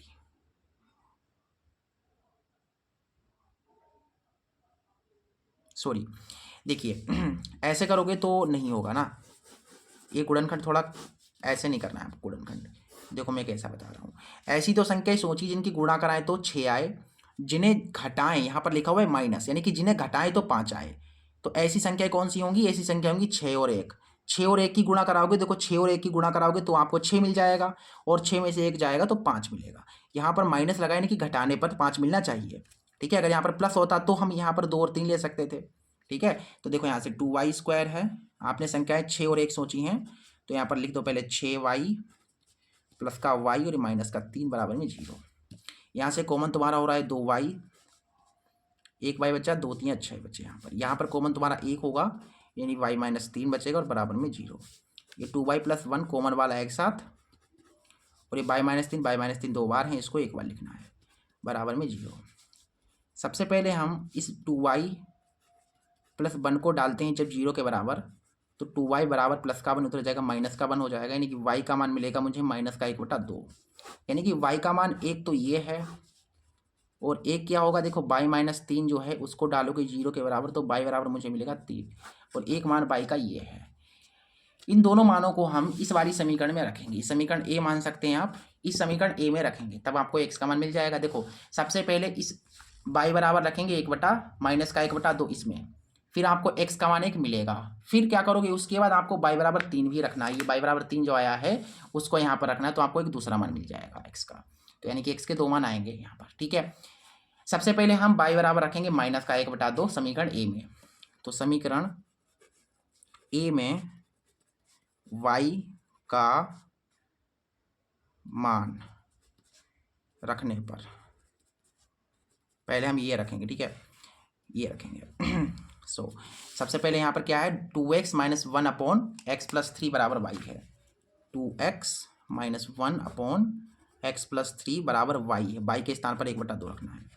इसे सरल करो, इसे सॉल्व करो बेटा। देखो 2 की इधर गुणा होगी, 2 की 2 से 2 दूना 4x, 2 की 1 से 2 कम 2, 1 की इधर गुणा होगी तो ये ऐसे करके, ठीक है। 4x और माइनस का x इधर आएगा तो ये हो जाएगा तुम्हारे पास प्लस का x, ये -2 है, माइनस का 3 इधर आएगी, ये प्लस का 3 हो गया, बराबर में 0।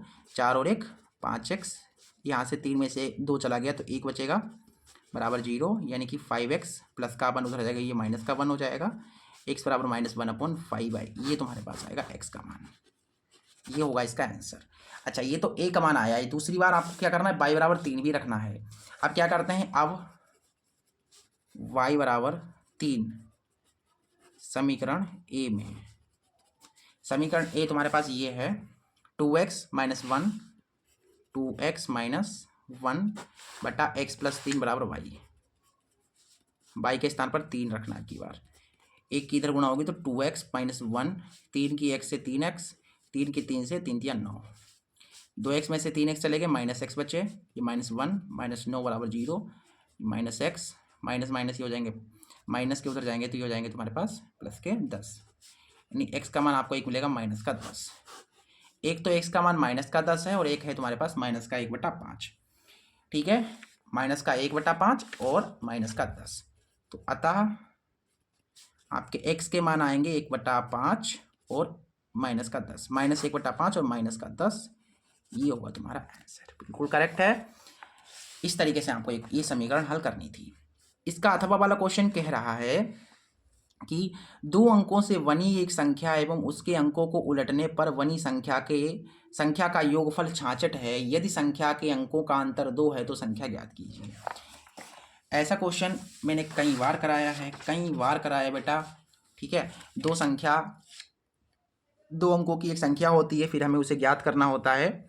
तो ऐसी कंडीशन में हम क्या करते हैं बताओ, जब हमें 2 अंकों की संख्या ज्ञात करनी होती है तो हम क्या करते हैं। सबसे पहले भाई आप सभी को पता है 2 अंकों की संख्या है तो उसमें इकाई और दहाई का अंक होगा। तो हम यहाँ पर मानते हैं इकाई का अंक और दहाई का अंक। इकाई का अंक कुछ मान लो और दहाई का अंक कुछ मान लो। तो यहाँ पर हम मानेंगे, माना इकाई का अंक x मैंने मान लिया तथा मैंने दहाई का जो अंक है अंक मैंने मान लिया y। अच्छा अगर x है, इकाई का अंक, दहाई का अंक y है तो हमारी संख्या क्या हो जाएगी, इसलिए हमारी जो संख्या होगी वो होगी बेटा 2 अंकों की सबसे छोटी संख्या 10, फिर यहाँ पर आ जाएगा देखो y और प्लस का x। ये संख्या तुम्हारी बनेगी। बेटा इधर देखो आप, ये x मैंने इधर क्यों लिखा, क्योंकि आप ऐसे ही तो पढ़ोगे इकाई दहाई करके, तो मैंने इकाई का अंक x माना है इसलिए मुझे एक को इधर रखना पड़ा और y को इधर रखना पड़ा। ऐसे पढ़ते हो ना इकाई दहाई, तो इकाई हमने x माना है तो यहाँ पर x रखा, फिर दहाई तुम्हारा y देखो है इस तरीके से, ठीक है। अच्छा पहली शर्त से हम चलेंगे यहाँ पर। पहली शर्त में हमसे कहा गया है कि 2 अंकों से बनी एक संख्या, उसके अंकों को उलटने पर बनी संख्या का योगफल, यानी कि पहले ये जो 2 अंकों की आपकी संख्या है 10y + x, इसके अंकों को उलट दो। तो इसके अंकों को मैंने उलट दिया, जैसे y था उसके स्थान पर मैंने x कर दिया और जहाँ x था मैंने y कर दिया, मैंने अंकों को उलट दिया का योगफल। देखो उलटने से बनी संख्या का योगफल, यानी कि ये वाली संख्या और ये उलटने से जो संख्या बनी है इनका जो योगफल है वो हमें दे रखा है 66, ये दिया गया है। तो देखो यहाँ से 10x और x कितना हो गया, 11x हो गए। 10y और 1y हो गया 11y बराबर में 66। यहाँ से 11 11 कॉमन है, सो यहाँ से अपने को मिलेगा x प्लस वाई बराबर 66। ठीक है, समीकरण बन गई फर्स्ट। बेटा यहाँ से 11 और 11 कॉमन लोगे, फिर 11 इधर के बटे में जाएगा तो 11 छंगा 66 यानी कि 6 आ जाएगा। अगली कंडीशन कह रही है कि यदि संख्या के अंकों का अंतर 2 है, यानी कि अंकों का अंतर हमें दिया गया यहाँ पर 2। ठीक है, देखो सेकंड कंडीशन है यहाँ पर, द्वितीय शर्त से इसकी दूसरी शर्त कह रही है कि अंतर जो है x और y जो आपकी संख्याएं हैं, जो अंक हैं x और y, उनका अंतर यानी कि घटाओ। अंतर का मतलब घटाना, कितना है 2 है। ये दूसरी समीकरण है तुम्हारी। अच्छा, ये समीकरण फर्स्ट और इस समीकरण सेकंड को आप हल करके x और y के मान नहीं निकाल सकते, बिल्कुल निकाल सकते हो। आप विलोपन विधि से इसको सोल्व कर दीजिए। हम क्या करते हैं, इन्हें जोड़ देते हैं। आप घटा भी सकते हो, समीकरण फर्स्ट में हम समीकरण सेकंड को जोड़ देते हैं। देखो x प्लस वाई बराबर 6, ये पहली समीकरण है। दूसरी है x माइनस वाई बराबर 2। जोड़ रहे हैं तो ये कैंसिल, x और x हो गए 2x, 6 और 2 हो गए 8, यानी x का मान आ गया यहाँ पर 4। अब इस x का मान समीकरण फर्स्ट सेकंड किसी में भी रख दो, y का मान मिल जाएगा। तो यहाँ पर लिख लो ऐसे करके समीकरण फर्स्ट से। फर्स्ट तुम्हारे पास है x प्लस वाई बराबर 6, तो y बराबर देखो 6 प्लस का 4 इधर गया माइनस का 4 हो गया, तो y बराबर आ गया 2। x का मान 4 है, y का मान 2 है। ठीक है, इसलिए हमारी जो संख्या होगी, इसलिए अतः संख्या जो होगी हमारी 2 अंकों की, वो क्या हमने मानी थी भाई, हमने संख्या मानी थी 10y प्लस एक्स। क्या मानी थी, 10y प्लस एक्स मानी थी बेटा। देख लो यहाँ पर, ये 10y प्लस एक्स ही मानी थी ना। देखो y का मान कितना आया, 2 आया, x का मान 4 आया, यानी कि अपने को मिल गया 10 दूना 20, 20 और 4 24। तो यहाँ पर 2 अंकों की संख्या होगी 24। इस तरीके से आपको जो है इस क्वेश्चन को करना था। सो ये क्वेश्चन तो हो गया। ठीक है, अगला क्वेश्चन कह रहा है कि 40 मीटर ऊंचे किसी भवन के शिखर से किसी मीनार के शिखर और पाद के अवनमन कोण क्रमशः 30 डिग्री और 60 डिग्री हैं, तो मीनार की ऊंचाई ज्ञात कीजिए। ये क्वेश्चन हमने जो प्रश्नावली कराई थी 9.1, ठीक है, नवा चैप्टर जब पढ़ाया था, ये क्वेश्चन मैंने कराया था। ठीक है, चलिए इस क्वेश्चन को करते हैं। कौन सा क्वेश्चन है भाई, चौथा क्वेश्चन है। यहाँ पर इसमें क्या बताया गया है, ध्यान देने वाली बात है। कह रही कि 60 मीटर ऊंचे भवन, ठीक है, यानी कि एक तुम्हारे पास भवन है, यहाँ पर ये भवन है, ये कितना ऊंचा है, 60 मीटर ऊंचा भवन है। 60 मीटर ऊंचा ये भवन है तुम्हारा। भवन के शिखर से एक मीनार के शिखर के पाद और मतलब शिखर और पाद के साथ कोण बन रहे 30 डिग्री और 60 डिग्री। कहने का मतलब एक भवन है, तो भवन के सामने एक मीनार भी है। ये मीनार है तुम्हारा, मान सकते हो इस तरीके से। ये दोनों खड़े हैं जमीन पर, ये मीनार है और ये तुम्हारा बेटा भवन है। बताया गया है कि, एक बार फिर से पढ़ लो, कहा गया कि भवन के शिखर से किसी मीनार के शिखर, यानी कि इस भवन के शिखर से यहाँ से और इस मीनार के शिखर के साथ, पहले इस भवन के शिखर से इस मीनार के शिखर के साथ जो कोण बन रहा है वो बन रहा है 30 डिग्री। कितना बन रहा है, 30 डिग्री बन रहा है बेटा। अवनमन कोण हमेशा ऊपर बनता है, तो सिंपल सी बात है, यहाँ पर बनेगा। ठीक है, यहाँ पर बनेगा 30 डिग्री बन रहा है, और बन रहा है और पाद के साथ बन रहा है 60 डिग्री, यानी कि इस वाले पाद के साथ, इस भवन के इस मीनार के शिखर के साथ 30 डिग्री और मीनार के पाद के साथ बन रहा है 45 डिग्री। कितना बन रहा है, 45 डिग्री। ठीक है, तो आपको इस मीनार की ऊंचाई बतानी है। ये जो मीनार है ये आपको बताना है। इसे ए मान लीजिए, इसे बी मान लीजिए, इसे सी मान लीजिए, इसे डी मान लीजिए और इसे ई मान लीजिए। जो बच्चे रेगुलर क्लास देखते हैं उनके लिए तो ये हलवा क्वेश्चन होगा, आराम से कर लेंगे, कोई इसमें परेशानी नहीं होगी। सबसे पहले आपको लेना है सबसे छोटा वाला त्रिभुज, या ऐसे समझ लो बेटा, ये मान लो इसको x मान लो, इस मीनार की ऊंचाई को x मान लो। क्या करो यहाँ पर, माना जो मीनार है उसकी जो ऊंचाई है उसे आप x मान सकते हैं। अगर ये x है तो इसके सामने ये भी x होगा। ये पूरा 60 है तो ये कितना होगा, इस वाले पूरे 60 से इस x को घटा दोगे तो ये आपको मिल जाएगा, यानी 60 माइनस x होगा। सबसे छोटा त्रिभुज ले लो EAD में, त्रिभुज EAD में बेटा ये वाली जो है इसके बराबर है और ये वाली भुजा इसके बराबर है, याद रखिएगा। EAD में आप टेन थीटा लेंगे, टेन थीटा, EAD थीटा 30 है। टेन थीटा बराबर होता है लंब बटा आधार, तो लंब तुम्हारा ये है 60 माइनस एक्स है लंब, ये लंब है इतना, और ये आधार कितना है, आधार तुम्हारा AD है। टेन 30 का वैल्यू 1/√3, और ये तुम्हारा 60 माइनस एक्स और बटा में तुम्हारा AD। देखो AD की 1 से गुणा हो गई तो AD आ गया, इधर गुणा हो इसकी हो गई तो ये आ गया तुम्हारे पास 60 माइनस एक्स √3। ये बन गई तुम्हारी समीकरण फर्स्ट। अब इसके बाद बड़े वाले त्रिभुज, त्रिभुज EVC में चलोगे। त्रिभुज EVC में, इस त्रिभुज में आप टेन थीटा लोगे, इसका थीटा 45 है बेटा, बराबर होता है लंब बटा आधार। लंब तुम्हारा पूरा का पूरा 60 है, आधार तुम्हारा ये VC है। इस BC के स्थान पर आप AD लिख सकते हो क्योंकि बराबर है, AD हमें मिल जाएगा यहाँ से, इसलिए मैं लिख रहा हूँ। टेन 45 का वैल्यू 1, 60 बटा AD के स्थान पर ये लिख दो 60 माइनस एक्स गुणा में √3 है, इसके बटे मुझे तो 1, इसकी गुणा इधर होगी, यानी कि 60 माइनस एक्स √3 गुणा में है और बराबर में 60, कम 60। इसकी गुणा इधर करी तो ये आ गया, इसकी गुणा इधर कर दी तो ये आ गया। इसके बाद देखो, इसके बाद देख लो, x निकालना है। जो x निकलेगा वही मीनार की ऊंचाई होगी। तो हमारा अल्टीमेट टारगेट होगा x का वैल्यू निकालना। √3 की 60 से गुणा होगी तो 60 √3 हो जाएगा। √3 की x से गुणा होगी तो √3x हो जाएगा, बराबर में 60 है। इसको रोक लो क्योंकि हमें √3 ही निकालना है, मतलब x का मान निकालना है, तो x को रोक लो, बराबर में 60। ये प्लस का इधर जाएगा तो ये हो जाएगा माइनस का, ये माइनस का √3x है बेटा। यहाँ से आप माइनस का 60 कॉमन ले लोगे जब, तो यहाँ से हो जाएगा तुम्हारे पास √3 माइनस 1, ये माइनस माइनस कैंसिल। सो यहाँ से x बराबर देखिए 60, और ये तुम्हारे पास है √3 माइनस 1, ये गुणा में √3 तो बट्टे में आ जाएगा। और इसका जब आप हर पर समीकरण करेंगे तो ये गुणा में, तो सॉरी हर में है तो ये मतलब ऊपर नीचे हो जाएगा गुणा में। और देखो 60 √3 की इधर गुणा हो जाएगी 60 √3, और ये तुम्हारे पास है √3 माइनस 1। √3 की √3 से गुणा होगी, इसको ये रूट से रूट कट जाएगा, 3 2 बार है, इसको एक बार लिख लेंगे, फिर 3 दूना 6। तो अपने को यहाँ से x का जो मान मिला है वो मिला है 20 √3, और ये मिला है √3 माइनस का 1 मीटर। यही तुम्हारी होगी मीनार की ऊंचाई। ठीक है, मीनार की ऊंचाई तुम्हारी ये है। ठीक है, और ये होगा तुम्हारा उत्तर। सबको समझ में आ गया ना?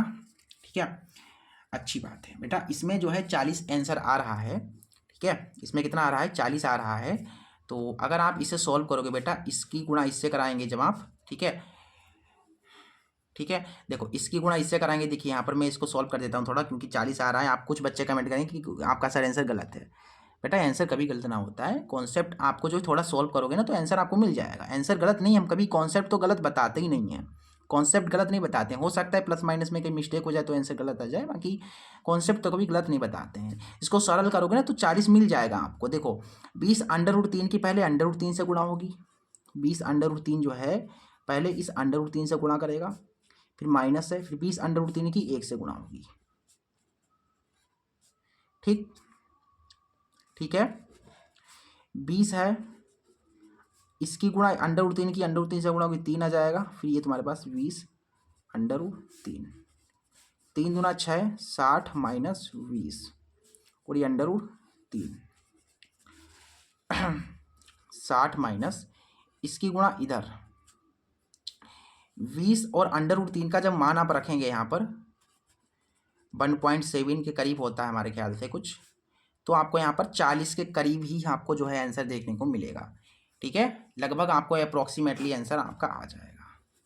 इसकी गुणा कराना घटाना आंसर आ जाएगा। बेटा एक बार जो है देखो, समझो बात को बेटा, इसमें 40 जो आंसर आ रहा है एक्चुअली अप्रोक्सीमेटली है ये वैल्यू। ठीक है, जरूरी नहीं 40 हो जाए, 40 के करीब 39, 39.5, 41 ऐसे भी हो सकती है।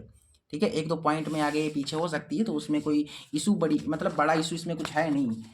ठीक है, क्योंकि आपके पास एग्जाम में आंसर शीट थोड़ी ना होगी जो आप आंसर शीट देख लोगे, ये सर आंसर किसका इतना आ रहा है, ऐसा थोड़ी ना होगा। आपको वहाँ पर जो है अपने ऊपर विश्वास रखना पड़ेगा, तब जा करके आप उसमें जो है टिक कर दोगे, बस ये इतना कर दिया भाई सही आएगा, है कि नहीं। अभी आपके पास आंसर शीट है तो आप देख लेते हो, एग्जाम में क्या करोगे फिर। ठीक है, इसलिए हैबिट हटा लो आंसर को देखने की, यानी कि आंसर शीट देखने की जो हैबिट है उसको भूल जाओ, उसको हटा दो। ठीक है, चलो आ जाओ, आपको कितना भी समझा लो आप समझोगे तो है नहीं। ठीक है, चलो आगे बढ़ो। अगला क्वेश्चन कह रहा है कि एक चिड़िया जो कि है 80 मीटर की ऊंचाई देखो एक चिड़िया 80 मीटर ऊंचे पेड़ पर बैठी है, चिड़िया को कहीं बैठना ही नहीं रह गया भाई, पेड़ पर बैठी जाकर के भाई, एक 80 मीटर ऊंचा पेड़ है उसके ऊपर चिड़िया बैठी है। फिर बोला गया कि पृथ्वी तल के किसी बिंदु से चिड़िया का उन्नयन कोण 45 डिग्री है। चिड़िया क्षैतिज दिशा में अब इस प्रकार उड़ती है कि उसकी पृथ्वी तल से ऊंचाई समान रहती है, यानी ऐसे उड़ती है कि जो ऊंचाई थी पहले 80 थी तो 80 ही रहेगी, ठीक है। धरती से जो ऊंचाई उस चिड़िया की थी वो 80 थी और 80 ही रहेगी, ऐसे उड़ती है वो। 2 सेकंड बाद उस बिंदु से जो कोण है पहले 45 था फिर 30 हो गया। तो चिड़िया के उड़ने की चाल ज्ञात कीजिए। क्या क्या करवा रहे हैं ये बताओ। चिड़िया की चाल निकालनी है, इतना खाली बैठे होगी, चिड़िया की चाल निकालोगे? चलो क्वेश्चन है तो करना पड़ेगा।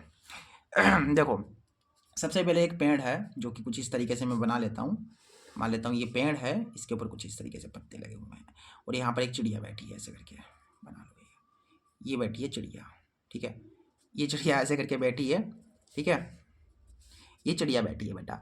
अब क्या करती है भैया चिड़िया, इस चिड़िया का जो कोण है, एक धरती है, ठीक है, पहले तो धरती बना लो ऐसे करके, ये धरती है, धरती के ऊपर पेड़ खड़ा है, इसके ऊपर चिड़िया बैठी है। इस चिड़िया का एक धरती के साथ बिंदु, एक कोई भी धरती का बिंदु होगा, जैसे यहाँ पर एक बिंदु है, इसके साथ जो कोण बन रहा है वो बन रहा है बेटा कितना, कितना बन रहा है, 45 डिग्री। 45 डिग्री कोण बन रहा है। बताया गया है कि ये जो चिड़िया है जिस पेड़ पर बैठी है उस पेड़ की ऊंचाई है 80 मीटर। फिर क्या करती है चिड़िया, बैठी नहीं रहती है, बैठी थोड़ी ना रहेगी, वो क्या करती है, उड़ जाती है और ऐसे करके उड़ती है कि भैया उसकी जो ऊंचाई है धरती से वो सेम रहती है। जैसे पहले यहाँ पर थी, फिर ऐसे उड़ती उड़ती उड़ती यहाँ पर आ गई, मान के चलो ऐसे करके, ठीक है, ऐसे आ गई भाई यहाँ पर। अब 80 थी तो आप सभी को पता है 80 ही रहेगी। लेकिन कोण बदल गया, इस वाले बिंदु के साथ जो कोण पहले 45 बन रहा था, लेकिन अब जो कोण बन रहा है यहाँ पर कितने डिग्री का भाई, बन रहा है 30 डिग्री का, ठीक है, 30 डिग्री का कोण बन रहा है। तो आपको यहाँ पर चाल बतानी है, इसकी चाल कितनी होगी। तो अगर आपको यहाँ से देखो, पहले चिड़िया यहाँ पर थी फिर यहाँ पर आ गई, अगर आपको यहाँ से लेकर के यहाँ तक की, यानी कि यहाँ से लेकर के यहाँ तक की अगर दूरी पता चल जाती है तो आप आराम से जो है चाल निकाल सकते हो, क्योंकि आपको समय तो पहले से ही पता है कि यहाँ से लेकर के यहाँ तक उसे आने में 2 सेकंड लगे हैं, 2 सेकंड लगे हैं, यानी 2 सेकंड का समय लगा है। अगर हमें दूरी पता चल जाएगी तो चाल निकाल लेंगे, क्योंकि समय तो पहले से पता है, तो हमारा टारगेट होगा ये दूरी निकालने का। तो इसे ए नाम दे दो, इसे बी नाम दे दो, इसे सी नाम दे दो, इसे डी नाम दे दो, इसे ई नाम दे दो। चलिए करते हैं क्वेश्चन को। तो क्वेश्चन समझ में आ गया। चलो इस छोटे वाले त्रिभुज में चलो, त्रिभुज ई सी डी में, त्रिभुज ई सी डी में इस वाले त्रिभुज में आप टेन थीटा लोगे, थीटा इसका देखो, इस वाले त्रिभुज का थीटा 45 है, बराबर लंब बटा आधार होता है, लंब तुम्हारा 80 है और आधार तुम्हारा ये पूरा सी डी है।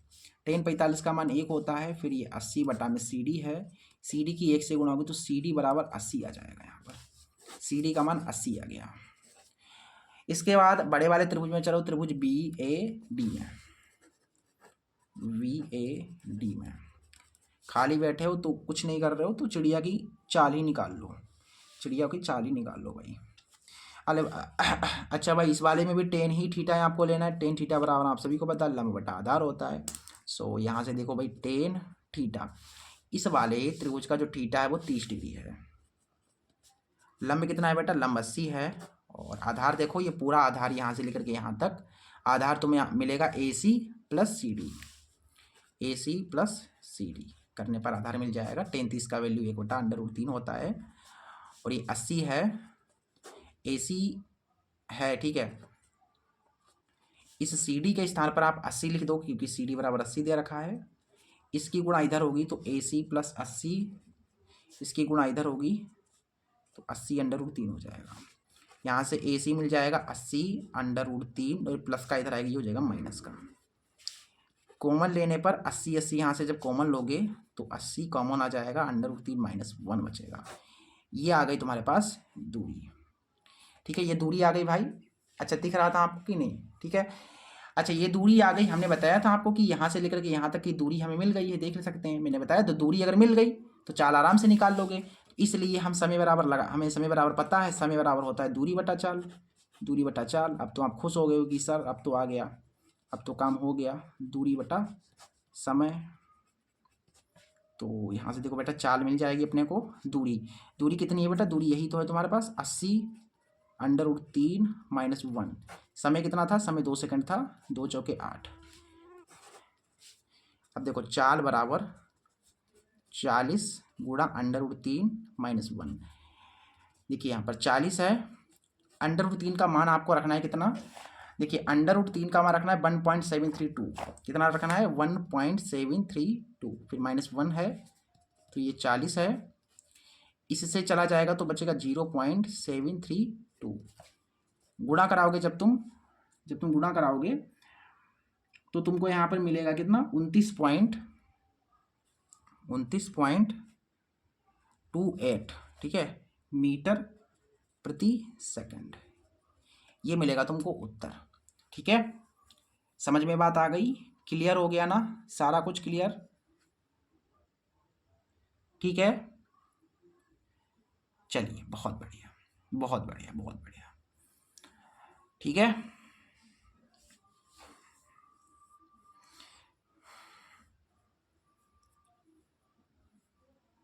चलो बेटा इस तरीके से इस क्वेश्चन को हमें करना था। अगले वाले क्वेश्चन पे आ जाओ।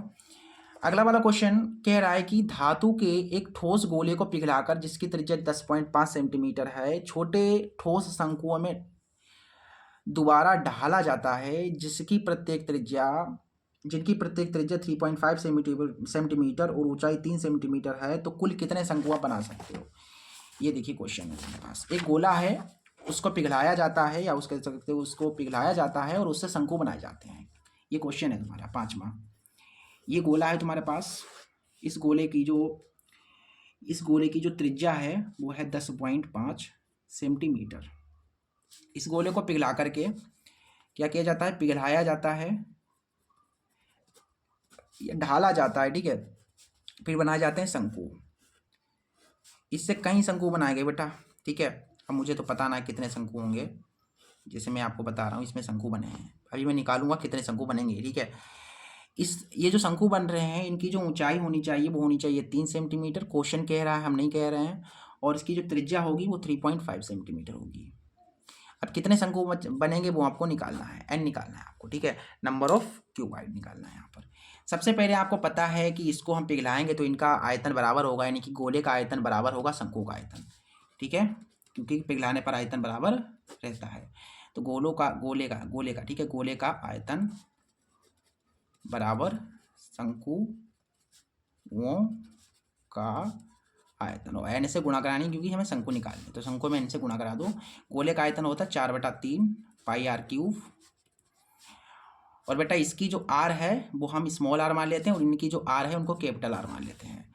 तो देखो इसका जो आयतन होगा वो होगा 1/3 πr, r इसका कैपिटल है, और h गुणा n।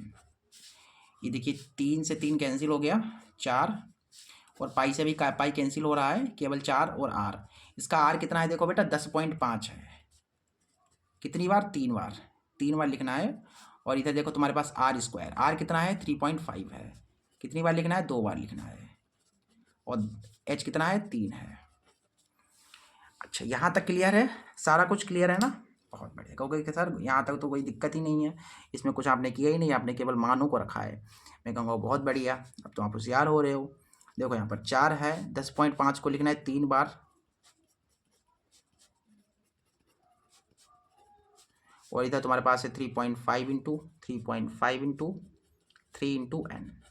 पॉइंट काटोगे 10 बढ़ जाएंगे, इसका पॉइंट काटोगे 10 बढ़ जाएंगे, इनका पॉइंट काटोगे 10 बढ़ जाएंगे नीचे, इसके नीचे 10, इसके नीचे 10। बेटा इस 10 से ये 10 कैंसिल, इस वाले 10 से ये 10 कैंसिल, फिर क्या हुआ, ये कैंसिल होगा, फिर क्या कैंसिल होगा, फिर देखो ये 3 है और इससे कटेगा 3 × 9 = 15, फिर ये 35 से 35 कैंसिल, फिर 5 से आप काटोगे तो देखो 5 दूना 10, 5 दूना 10, 5 एकम 5, फिर इस 2 से काटोगे इसको, 2 पंचे 2 से नहीं कटेगा, ये 2 से काट दो इसको, 2 दूना 4, यानी कि केवल 2 बचा, और 10.5 ये बटा कटा नहीं है, ठीक है 10.5 है, नहीं 10 पॉइंट तो कट गया ना, केवल 5, ये केवल 105 है, ठीक है, और गुणा में 21, और इधर कितना है, इधर ये कैंसिल आउट हो गया, केवल 35 बचा, और गुणा में n बचा।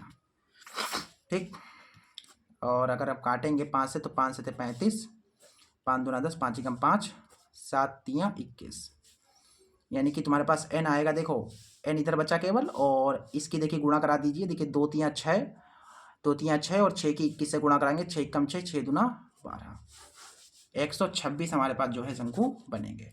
तो शंकुओं की संख्या होगी वो कितनी होगी, 126। तो ऐसे करके लिख दो कि शंकुओं की जो संख्या है वो है 126। अगले क्वेश्चन पे आ जाओ भाई। इसका जो लास्ट क्वेश्चन है वो कह रहा है कि 1 सेंटीमीटर व्यास वाली 8 सेंटीमीटर लंबी तावे की एक छड़ को एक समान मोटाई वाले 18 मीटर लंबे एक तार के रूप में जो है खींचा जाता है, तार की मोटाई ज्ञात कीजिए। यानी कि एक जो है तावे की छड़ है, एक समान मोटाई वाले जो है तार में बनाया जाता है। अच्छी बात है बेटा, ये क्वेश्चन है तुम्हारे पास। चलिए अथवा वाला इसका क्वेश्चन है ना, इसका कॉन्सेप्ट सबसे पहले हम समझ लेते हैं। यानी कि ये क्वेश्चन कह क्या रहा है एक्चुअली हमसे, ये हम समझते हैं सबसे पहले। तो बेटा देखो यहाँ पर क्या है, कहा गया है कि 1 सेंटीमीटर व्यास, 1 सेंटीमीटर व्यास। तो यहाँ पर सबसे पहले एक क्षण है, मैं मान लेता हूँ कुछ इस तरीके से, ये क्षण है बेटा, ये क्षण है इस तरीके से, ठीक है। ये क्षण है, इसका जो व्यास है बेटा, इसका जो व्यास है, ये जो व्यास है पूरा, इसका जो व्यास है वो है 1 सेंटीमीटर, और इसकी जो ऊंचाई है, लंबाई है वो है 8 सेंटीमीटर। यानी कि इसकी जो यहाँ से लेकर के यहाँ तक की जो लंबाई है वो है 8 सेंटीमीटर। इसको क्या किया जाता है, एक समान मोटाई वाले 18 मीटर लंबे एक तार के रूप में खींचा जाता है। यानी कि इसको जो है खींच दिया गया, लेकिन उसकी ऊंचाई कितनी है, उसकी ऊंचाई जो है, सॉरी उसकी जो लंबाई है, इसकी जो लंबाई है वो कितनी है, जैसे ये थी 18, मतलब 8 सेंटीमीटर, ये थोड़ा मोटा था, ठीक है, ये थोड़ा क्या था, मोटा था, लेकिन इसकी जो लंबाई है वो कम थी, लेकिन इसको फिर खींचा गया तो इसकी लंबाई कितनी हो गई, इसकी लंबाई हो गई 18 मीटर लंबे एक तार में खींचा जाता है। यानी कि 18 मीटर जो है लंबी हो गई, ठीक है, ठीक है। 18 मीटर लंबे तार के मतलब खींचा जाता है। तार की मोटाई ज्ञात कीजिए। ये जो तार है इसकी जो मोटाई है, यानी कि इसका हमें व्यास निकालना है, ठीक है। चलिए तो इसका मतलब इसका आयतन बराबर होगा, इसका आयतन बराबर इसका आयतन होगा। चलिए बहुत बढ़िया। इस वाले की हम जो त्रिज्या है वो इसको स्मॉल और इसको कैपिटल आर मान लेते हैं, ठीक है। और दोनों कैसे हैं बेटा, दोनों बताओ कैसे हैं, बेलनाकार हैं। यानी कि बेलन का आयतन, इसका आयतन कैसे निकलेगा भाई, पाई आर स्क्वायर इस करके ना, पाई इसका आर स्मॉल और एच, ठीक है, बराबर इस वाले का देखिए पाई आर स्क्वायर एच, के पाई से पाई कैंसिल, आर, इसकी आर कितनी थी 1, नहीं इसकी जो व्यास था 1, इसका व्यास 1 था ना, यहाँ पर इसका व्यास कितना था 1 था, इसलिए इसकी त्रिज्या कितनी होगी 1 की आधी, यानी 1/2 सेंटीमीटर, ठीक है। और इसका जो, इसका मान लेता हूँ मैं, जो इसकी त्रिज्या है वो आर है, तो इसका जो व्यास होगा वो कितना होगा, वो होगा 2r, ठीक। चलो इसका जो r है वो कितना है 1/2 है, यानी 1/2 का स्क्वायर, यानी कि 2r। फिर h, इसकी h कितनी थी 8 सेंटीमीटर थी, और इसकी r हमें निकालनी है, और जो भी r आएगी उसका डबल कर देंगे तो व्यास मिल जाएगा। h, इसका h कितना है बेटा 18 मीटर है, 18 मीटर है। इस मीटर को मुझको बदलना पड़ेगा सेंटीमीटर, क्योंकि ये सब सेंटीमीटर में है, तो इस मीटर को हटाने के लिए मुझे 100 से गुणा करानी पड़ेगी। अब ये देखिए 2 चौके 8 कट गया, 2 दूना 4 कट गया, यानी कि इधर 2 आया केवल, और इधर तुम्हारे पास आर स्क्वायर गुणा 18 गुणा 100, काटोगे तो 2 ने 18, यानी कि यहाँ से तुमको 1, और बराबर में देखिए 9 की 100 से 900 आर स्क्वायर, तो आर स्क्वायर को रोकोगे 1 की बटा में जो है 900 पहुँच गया, आर बराबर ये स्क्वायर डालोगे तो इधर जो है इसके ऊपर लग जाएगा अंडर रूट, 1 का वर्ग 1 होगा, इस 900 के ऊपर जब अंडर रूट लगाओगे तो इसका वर्गमूल निकलेगा 30, यानी कि 30 आ गया। तो इसकी त्रिज्या कितनी है 1/30 सेंटीमीटर होगी। इसकी त्रिज्या इतनी है, इसलिए जो है तार की जो मोटाई होगी, यानी इसका जो व्यास होगा वो कितना होगा, इसका डबल कर दोगे तो 2 गुना कर दोगे 130 में, 2 एकम 2, 2 पंचे 10 सेंटीमीटर, यानी इसका जो व्यास है वो कितना है 1/15 सेंटीमीटर, या कह सकते हो 0.66 सेंटीमीटर होगा। 1 को 15 से भाग दोगे ना तो यही तो आएगा। तो ऐसा करके ले दो कि अतः नए तार की जो मोटाई है वो कितनी है 0.66 सेंटीमीटर होगी। ये होगा तुम्हारा आंसर। उम्मीद करता हूँ आपको ये क्वेश्चन समझ में आया होगा। और इस तरीके से हमने आपको जो है इसके जितने भी सेट थे, सॉरी सेट नहीं, सभी सेट तो नहीं कराए, इसका जो 2023 का जो सेट फॉर डीवाई था वो कंप्लीट सॉल्व करा दिया है बेटा, ठीक है। और अगले वीडियो में हम 2023 का जो सेट 5ZZ है उसे बेटा सॉल्व करेंगे। तो वीडियो आपको कल देखने को मिल जाएगी। तो बेटा चैनल को जरूर से सब्सक्राइब कर लेना, ठीक है। चैनल सब्सक्राइब कर लेना जिससे कि आने वाले जो वीडियोज़ हैं वो आपको मिल जाएँ और बोर्ड एग्जाम में आप भी 95+ नंबर ला सकें जैसा कि सभी बच्चे लाते हैं, ठीक है। चलिए बेटा मिलते हैं अगले वीडियो में, तब तक के लिए नमस्ते, जय हिंद, जय भारत।